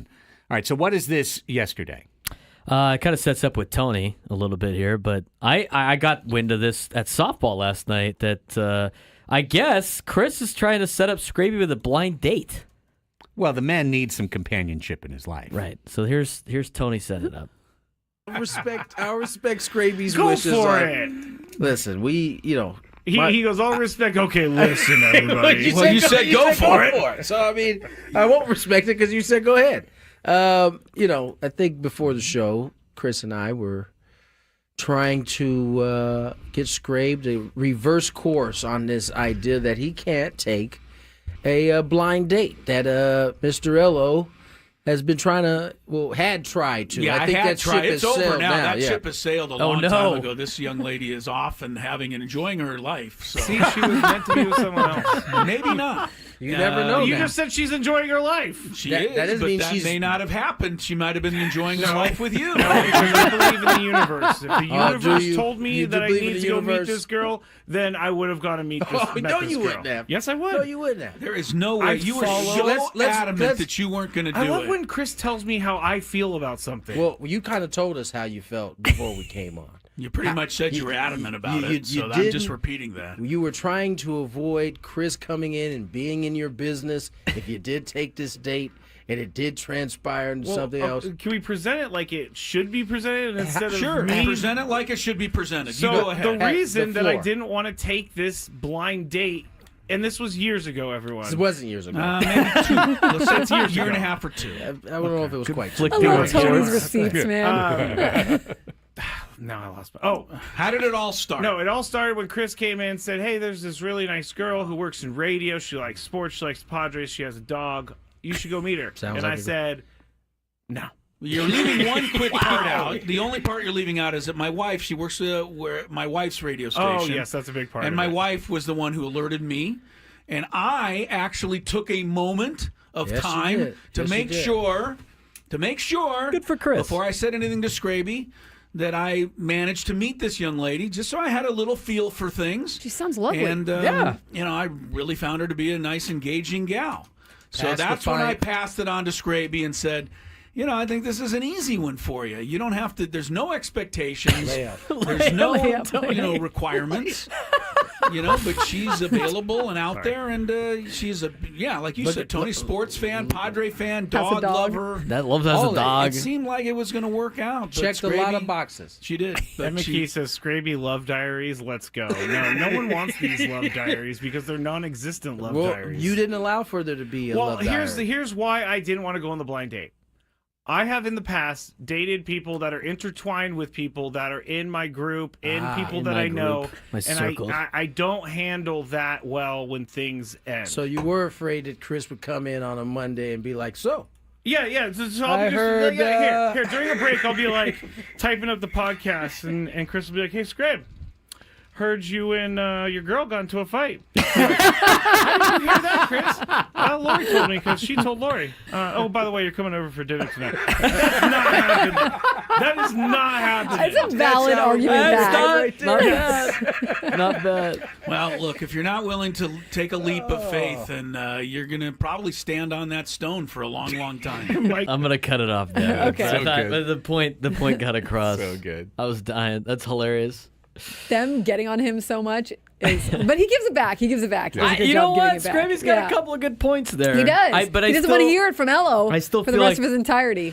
It's true. I still feel like it's kind of like an excuse, though. I mean, Yeah. he could have gone on a date. He could have gone on Could've one just date with his seen girl. how it went. It could have not Yes. worked out, and then you got to gone your separate ways. And Just Chris go to probably would coffee. have forgot about it anyway. Right. Actually, Chris would have felt good because at least he tried. He Yes. tried, and there was the follow through, and then okay, if it doesn't work out, it doesn't work out. But at least we tried, matchmaker. And what if it's a great match? Like you can find a way to get around the Ello maneuvering, the Ello hovering. Yeah. It's only bad if if you say something bad and then she reports it back to Lori. Yeah. That's the only thing. It's just like you just can't. I guess the pressure would be on him to just not have a catastrophically bad date at that point in time, because then it would get back to Lori going, "I can't believe you set me up with this guy." But we know Scrape. Scrape's a nice guy. Couldn't possibly happen you would like do a that. good job, right? Yeah, I feel like he's letting his insecurities stand in his way. I agree. Right there. At some point, you just have to go for it and see what happens. But the one thing I'll really take away from that clip before we go to break is that if you don't watch Gwen and Chris on YouTube, You have to.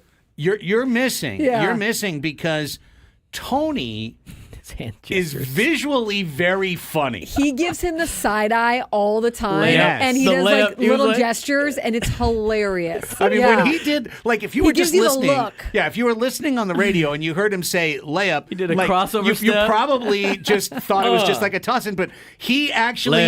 Layup. So, and I wish I had that as a GIF of just Tony Gwynn Jr. going layup. It's so damn good. Oh, that was it was hilarious. entertaining. It's definitely entertaining. We could play it later, but we have Sam Levitt reacting to this. Oh, I want to hear when he Sammy's joins reaction later on. That so. sounds like a great kicker to end the show. Yeah. Outstanding. Okay, when we come back, Jake Peavy at the Salute to Champions. More funny stories, more laughs. Roki hasn't signed. No IG story that matters yet. We continue forward in the waiting room. It's Annie and Elsten, San Diego's #1 sports station, 97.3 The Fan.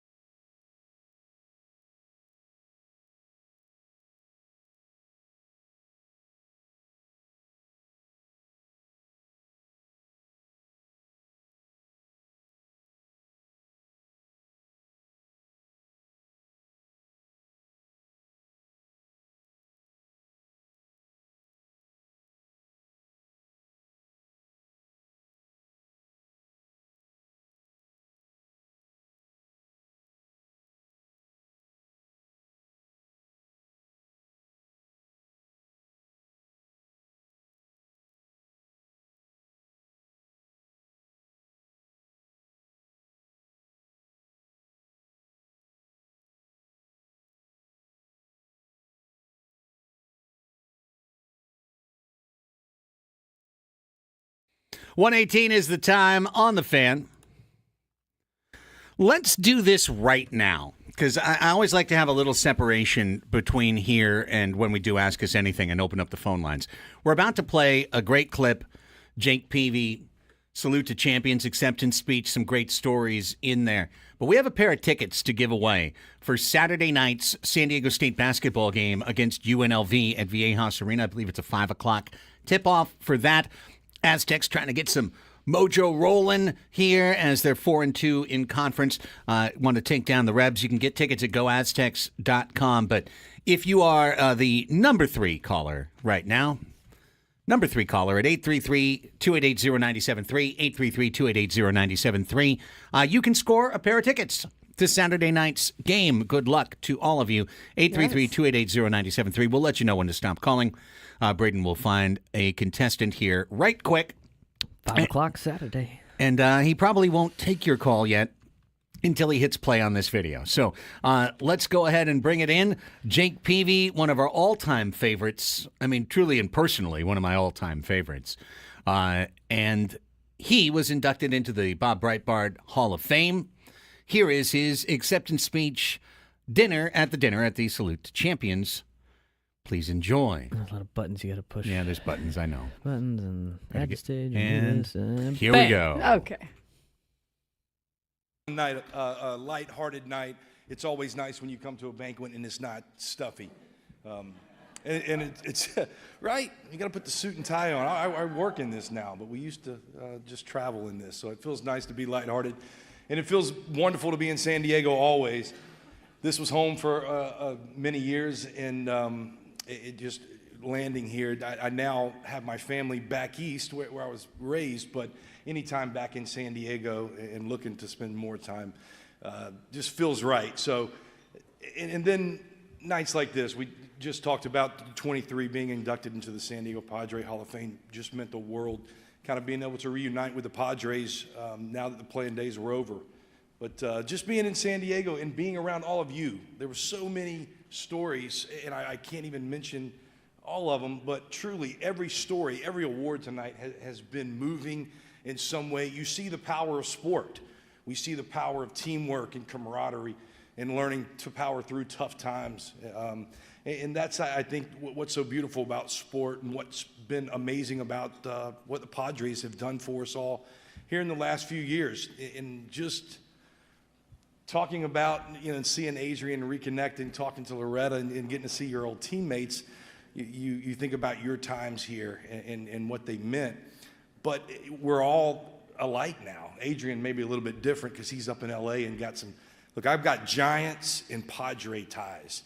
Those are a whole lot easier to tie together than Padre Dodgers. How can we even say that? Right? Look, hey, we don't pick how the world works out for us, but I'm certainly glad I have the lesser of the two options here. But just truly what it makes me think about is when you see your old teammates and what we were building and trying to do here. And I'll get to what we had in those division titles. We had something really good. But seeing now what's going on, being a Padre fan is fun. Watching this city upside down, being as far north as up on top of Oceanside, seeing Padre hats everywhere to inland. It's something that we dreamed of building and having here in San Diego. To see this, I watched it. After I left, it just continued to build into what it is now. And it's because of all of you. So many in this room are way more than probably not any casual fans in here, but just big-time supporters and in so many ways. So I think that's been the most fun thing for me, to see San Diego just come to life over baseball and really see what we have. And a night like tonight, being tied into the community that raised you. I came here right out of high school at 20 years old. In a very sheltered life in the South, not a whole lot of travel up until these days. So 20 to 30, and I lived here up until 2016. We still had a home here and boys in school, so this was home. This place raised me, and somebody who had the world country views that I had. California was an eye-opening place, and so, right? This prepared me to go spend the last 3 years in San Francisco. Alabama to San Francisco probably wouldn't have worked.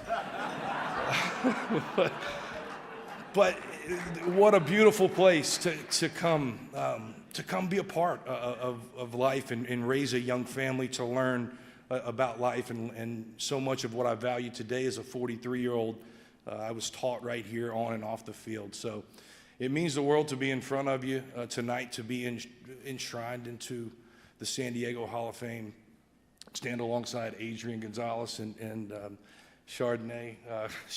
We'll have that later. Chardonnay.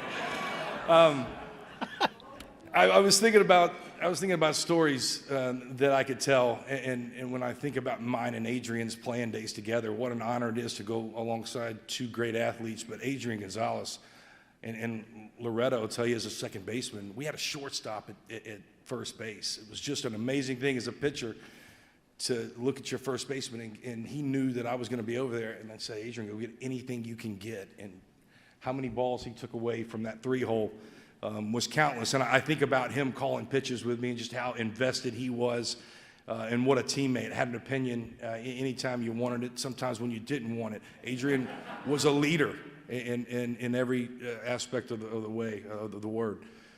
But I think of this one night, there was one game he didn't start, and it ended up being some 20-inning marathon. And if anybody ever had watched too closely to Padre baseball, Trevor Hoffman would pitch the ninth, if you guys remember, right? When the game would be tied, the closer would still come in and throw the ninth. So many times, Trevor threw the ninth, and the game kept going. Well, Trevor was spent, and anybody else, if you were a starting pitcher and you had been used, or if you had been used in that game, Trevor had what he called rally beers going. And this one night that I remember with Adrian Gonzalez and Trevor Hoffman, Adrian pinch hit in the ninth inning of this game and was spent. And Adrian must have not liked the beer choice that Hoffy was doing. We were doing rally starters and rally stoppers. Every half inning, you're running up in the clubhouse, chugging a beer, and running back down to cheer on your teammates. I would be lying if I made up how many innings, but I want to say 21 innings or something this game went against Colorado, and we had to travel. And by the end of it, I remember coming about in the 17th inning or something by that training table we had, and Gonzo was just curled up like a little boy. He was doing tequila shots for those beers that we were doing. So staying true to that Mexican heritage and tequila. But Trevor Hoffman has got the better of us on those rally beers and rally stoppers. But a lot of fun times here in San Diego. And look, this is the last thing I'll say and get out of here. I've had so many tremendous teammates, trainers, coaches, to even sit up here and try to mention my family and the support staff that I have up until this day. None of that would be possible without, and so I'm not going to bore you with that. But also, I heard the championships mentioned in other towns. I played in 4 amazing cities. I left here and went to Chicago for 4 years, played on the wrong side, with the blue collar, the hard working side of the White Sox, and then on to Boston, where for the first time, 12 years into a career, you get a taste of a championship and what that meant to a town. And then the same thing happened in San Francisco, reunited with our good friend Bochy and Flannery, and go up there. And part of why I'm standing here tonight is that history. And what I long for the most is the fan base that I recognize and identify with the most is the Padres. It's so much fun going back and celebrating these things. And I even thought about this on the plane ride out here. Don't celebrate individual awards. Cy Young, it's fun. You know, we don't celebrate that. There's not 10-year reunions for that, and rightfully so. We shouldn't. We don't celebrate individual awards. We celebrate championships, and it's something that I know this town is hungry for and has never had. And so as somebody who is a Padre and is a Padre for life now and will never be anything but, my vision is to be a #1 fan and sit alongside you when that ticket finally gets punched. And as Peter would say, That's right. As Peter would say, the baseball gods are going to shine upon San Diego, and that's going to happen. So I will leave you with this. I cannot wait for that day to happen. I'm going to be right alongside you sitting shotgun as #1 fan. But here's what I'll tell you. I do know about this. It's way bigger. The players on the field are going to have to pull it together and get it done. There's no ifs, ands, buts about it. The most important thing in baseball is the players. The game is about the players. But what I do know is the people around those players, from the clubhouse staff through the front office staff, out into the community, that a championship is talked about. It's the standard, and we know it can happen. And we as a fan base get behind, do amazing things in the community as the Padres do, but we also love on our players and in a way that other organizations may not. If you all see the Trey Turner turnaround in Philadelphia, when he went over there and a bunch of pressure was on him, wasn't performing. He got a standing ovation as he was getting booed. And it turned his season around. So I just encourage you guys, baseball is a grind. What these guys are about to do and show up in spring training for 6 weeks to 2 months and then go through a 6-month season. And then at the end of that, you just got to get in. But it's a grind, and it is a grind like you can't imagine, of sacrificing not being with your family. And it's a job that's talked about in the media every day, and your bosses are constantly on top of you. And so these guys are under tremendous stress. Look, it's a privilege and a blessing, and I'm not asking you to feel sorry for them, but I'm asking you to get behind them in a way that we never have. We talk about that World Championship, and it's going to happen here in San Diego. So, right?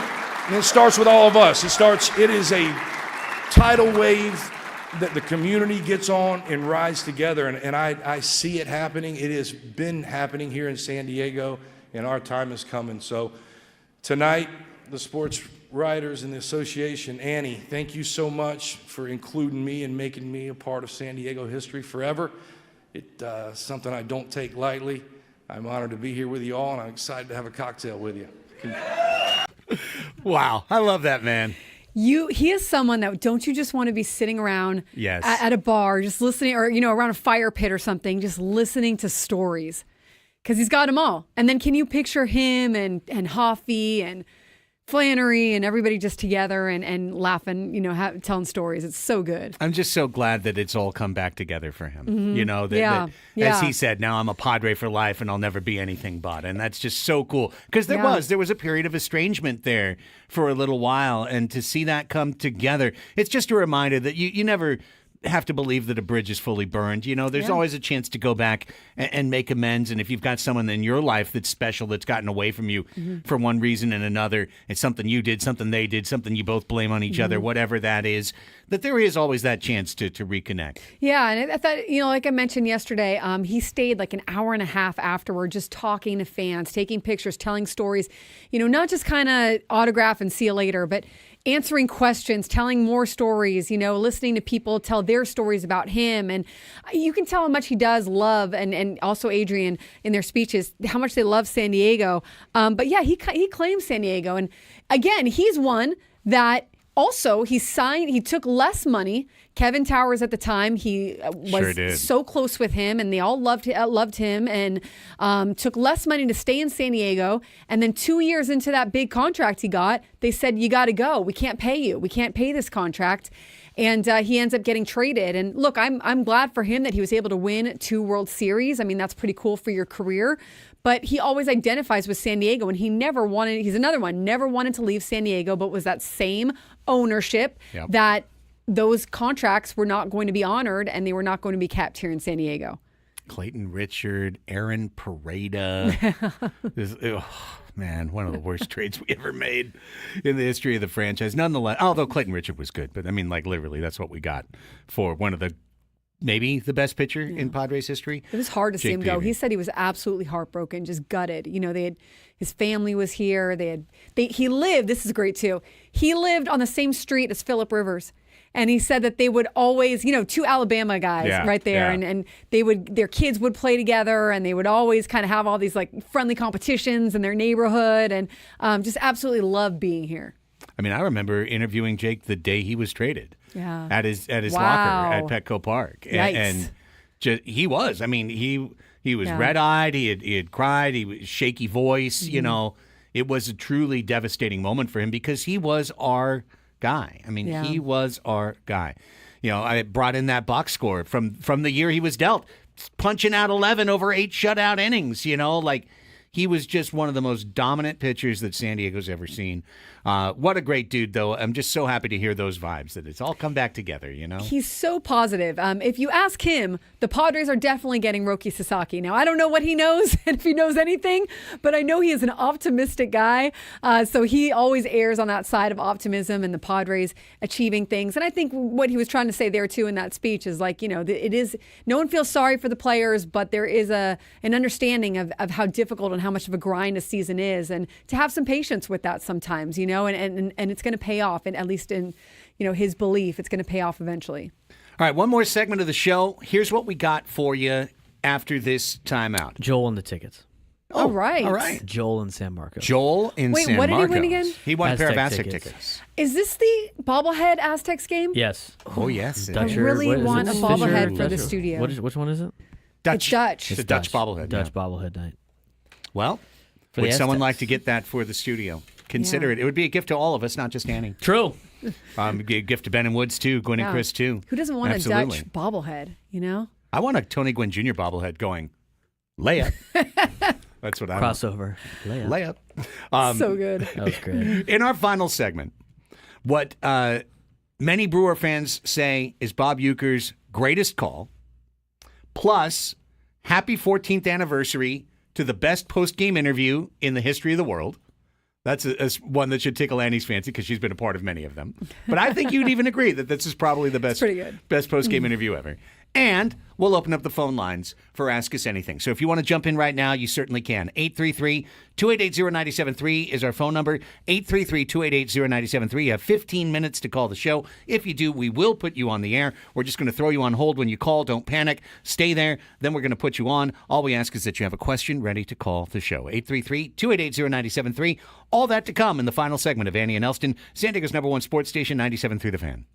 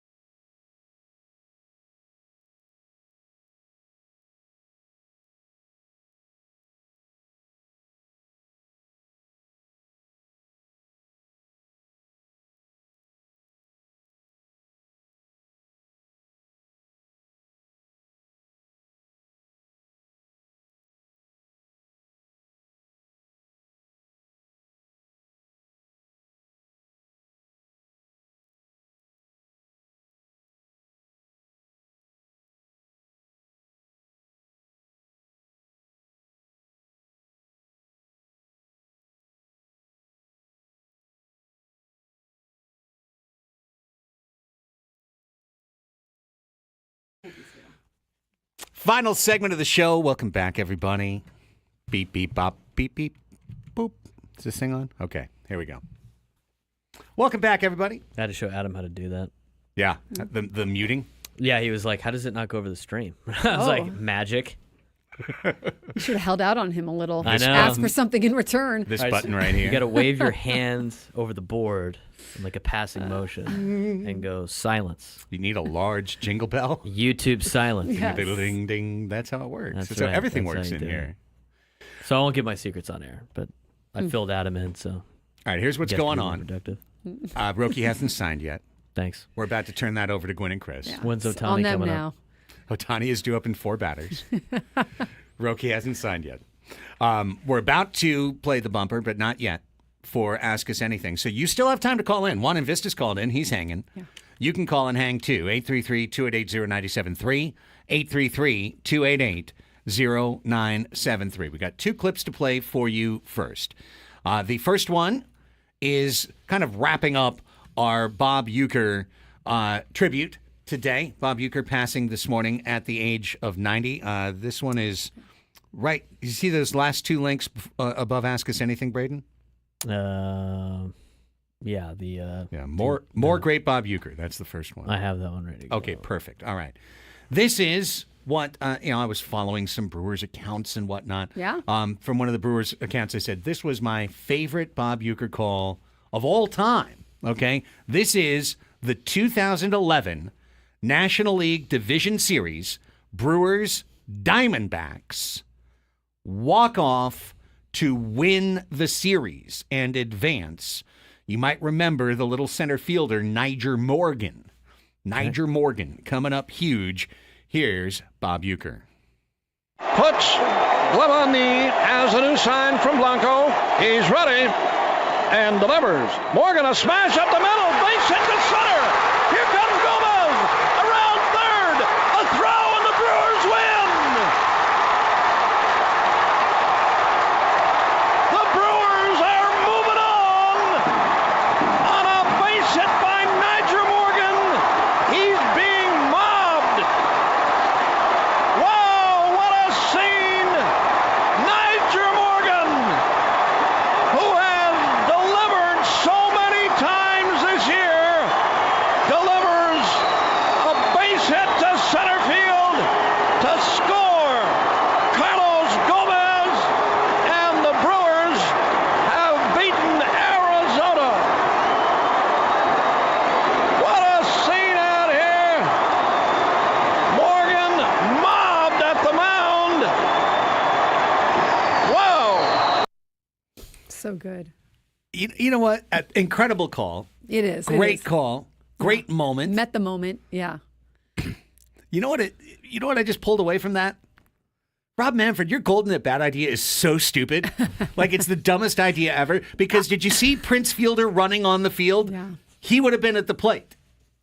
Like, right? It completely takes away from what is the magic of baseball, which is you don't know and you can't control who's coming up to the plate there, or it's a bench person, right, or someone you haven't used. But if you're just always putting someone in the hero moment that is like your superstar player, it's not as exciting.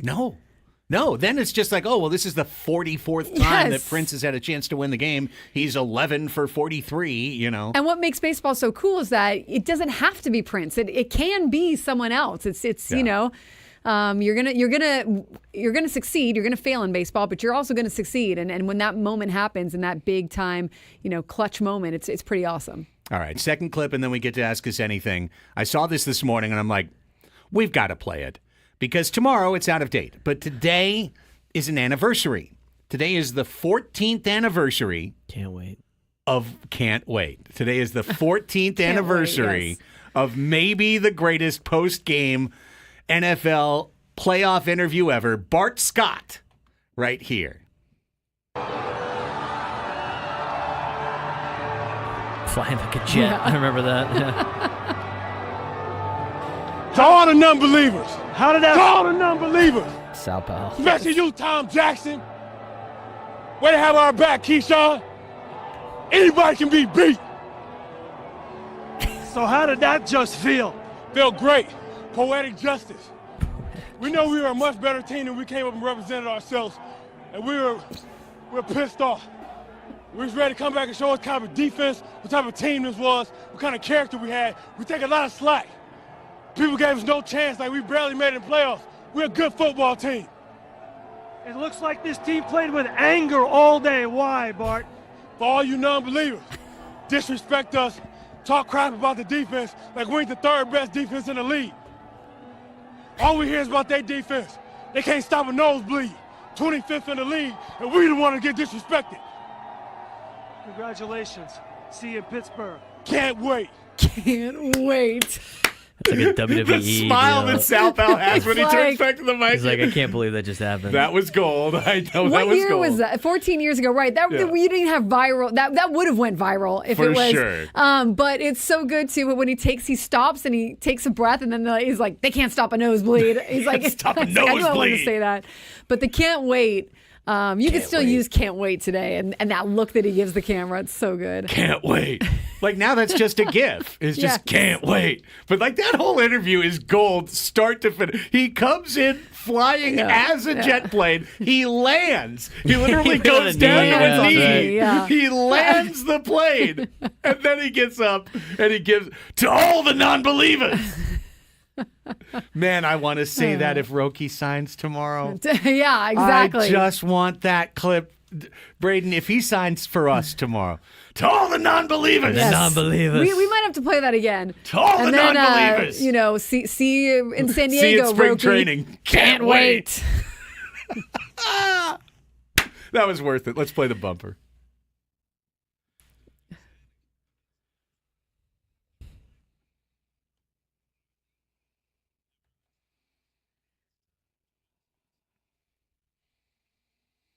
Eight 833-288-0973. You've got 2 minutes if you still want to call the show, but we got a couple people on hold.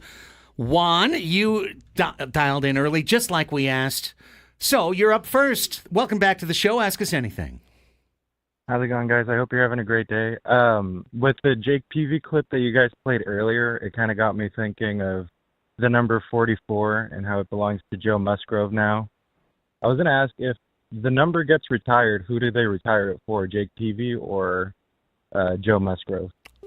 Or both. They Why can not do both? Yeah. They've done that. Other organizations have done that. Yeah. And maybe the script is yet to be written on what more is going to happen with Joe Musgrove, but I could see both. I honestly Like believe. a World Series or, I believe that they will retire the 44 for both of them. And he's got the no-hitter. He's got Joe the no-hitter does, the for first sure. no-hitter. And, Yeah. and who knows, maybe there's a championship awaiting him. And, man, wouldn't Jake Peavy love that? I mean, he would be all for that. Absolutely. Yeah. But I mean, Joe is one of the first guys that we've traded for as a pitcher and then signed. Yeah. That stayed. Yeah. So absolutely. Great question, Juan. And I think the answer is when Joe Musgrove is retired, when all is said and done, and knowing how well Jake is reintegrated. And how close friends those two are. Yes. Very tight. And why Musgrove wore his jersey number to begin with. Exactly. Precisely. That was his hero, right? Yeah. So, I mean, if there's one guy that would be completely okay with it being a co-retirement, I think it would be these two guys, Jake and Joe. Jason in Claremont. Hi, Jason. Welcome to the program. Ask us anything. Okay, who makes the best pizza in San Diego? Dang, Jason, you're going to start wars around here. I've got several thoughts. Well, it depends on like the type of pizza you like. Right.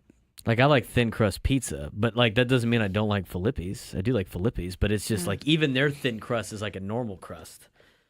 I don't know, Bronx pizza is pretty for this. good. I feel like there's so much good pizza around. Are you a big pizza? I am, but I I'll like a margarita or pizza, or like but I'm also a kind of a thin crust, crispy person. I mean, I've never had pizza better than New York, but there's a lot of good spots. You know what I want to try? I want to try Prince Street pizza. Yeah, that's good. I haven't Tony had Gwynn that Jr. yet. brought that in, I think, one time, and that was very good. I need to go there. Yeah. I've had Bronx pizza. I thought that was really good. I was just going to say Bronx pizza, I think, is a pretty safe play. JH in the chat says Costco pizza. I mean, Nah. you can't Gets the beat job done? Right, it gets the job done, right. I want to Can't try beat the price. I need to try Prince Street pizza and Angry Pete's. I have tried Angry Pete's. You did? You tried it? Was it good? Yeah. It was pretty. It was good. It was All right. definitely good. We'll have to I try liked it. it. It's Buena definitely a Forchetta's deep got good dish pizza, Yeah, too. Buena Forchetta's tile. good. Yeah.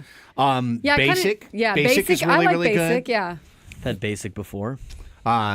I'm going to shout out Bottle Shop in East County if you're a La Mesa person. Next to Beef and Bun? Right next to Beef and Bun. Across the street from Beef and Bun is Bottle Shop. They've got a great pizza. My dad used to get that pizza growing up. And Pizza Port is wonderful. Pizza Port's absolutely solid. very solid. Like doughier, which is not my style. A little bit. I know a lot of people like Lucadia pizza. It's not my deal, but a lot of people in North County love Lucadia pizza. You know what pizza I grew to love and then have subsequently ordered multiple times this winter? New York Giant pizza. That'd be Round Table pizza. Round Table, great. Round Table, great. Yep. I'm telling you. We had a lot of Round Table pizza. We had so much free Round Table. I got used to everybody ate it. Yeah. And so it was clearly enjoyed. Yeah, I mean, I got so used to the delicious taste of their sauce, which I think is the differentiator. They've got great sauce. That all of a sudden here I am out there ordering Round Table pizza and not going just for the best like the cheapest or the best deal. I really like it. But Bottle Shop is right there too. It's and you see Upper Crust, Mountain Mike's, Lido's, Regent's Pizza, UTC. There's there's so much good pizza. You know what? The Tribute. pizza to me is like the best taco shop in town. Yeah. There's a lot of them all over the place. It depends on your taste. Where you're at. Yeah. Depends and where you where are, you're at. right. Good call, Katie. Surf Rider in La Mesa on La Mesa Yeah, that's a good one. Boulevard. That's a really good one as well. And they've got these crazy cookies there too. Every community. They've got like insane. Oh, I didn't know that. Every insane community's cookies. got a good pizza place and a good taco shop. It's so true. I don't discriminate Good to know, against other taco Sharkstein. shops. I'm willing to try them all. Sorry. Can we just isolate that? Could that be in a future intro? I don't know if you talked over it. I talked over it. Good for you, Sharkstein. Good to know. No, good to know. Good to know. Sharkstein. Is that going to be a thing where Annie's like, am I allowed to Sometimes say I that? say Can I things say right, that? and I don't realize. It's like then you're like, wait, what did I just say? That was such a promo. Johnny, jalapenos and beans on a pizza? Mexican pizza? Whoa. Oh, and Basic has like the mashed potato pizza. Yeah. I told you guys about the Chinese food pizza in Des Moines.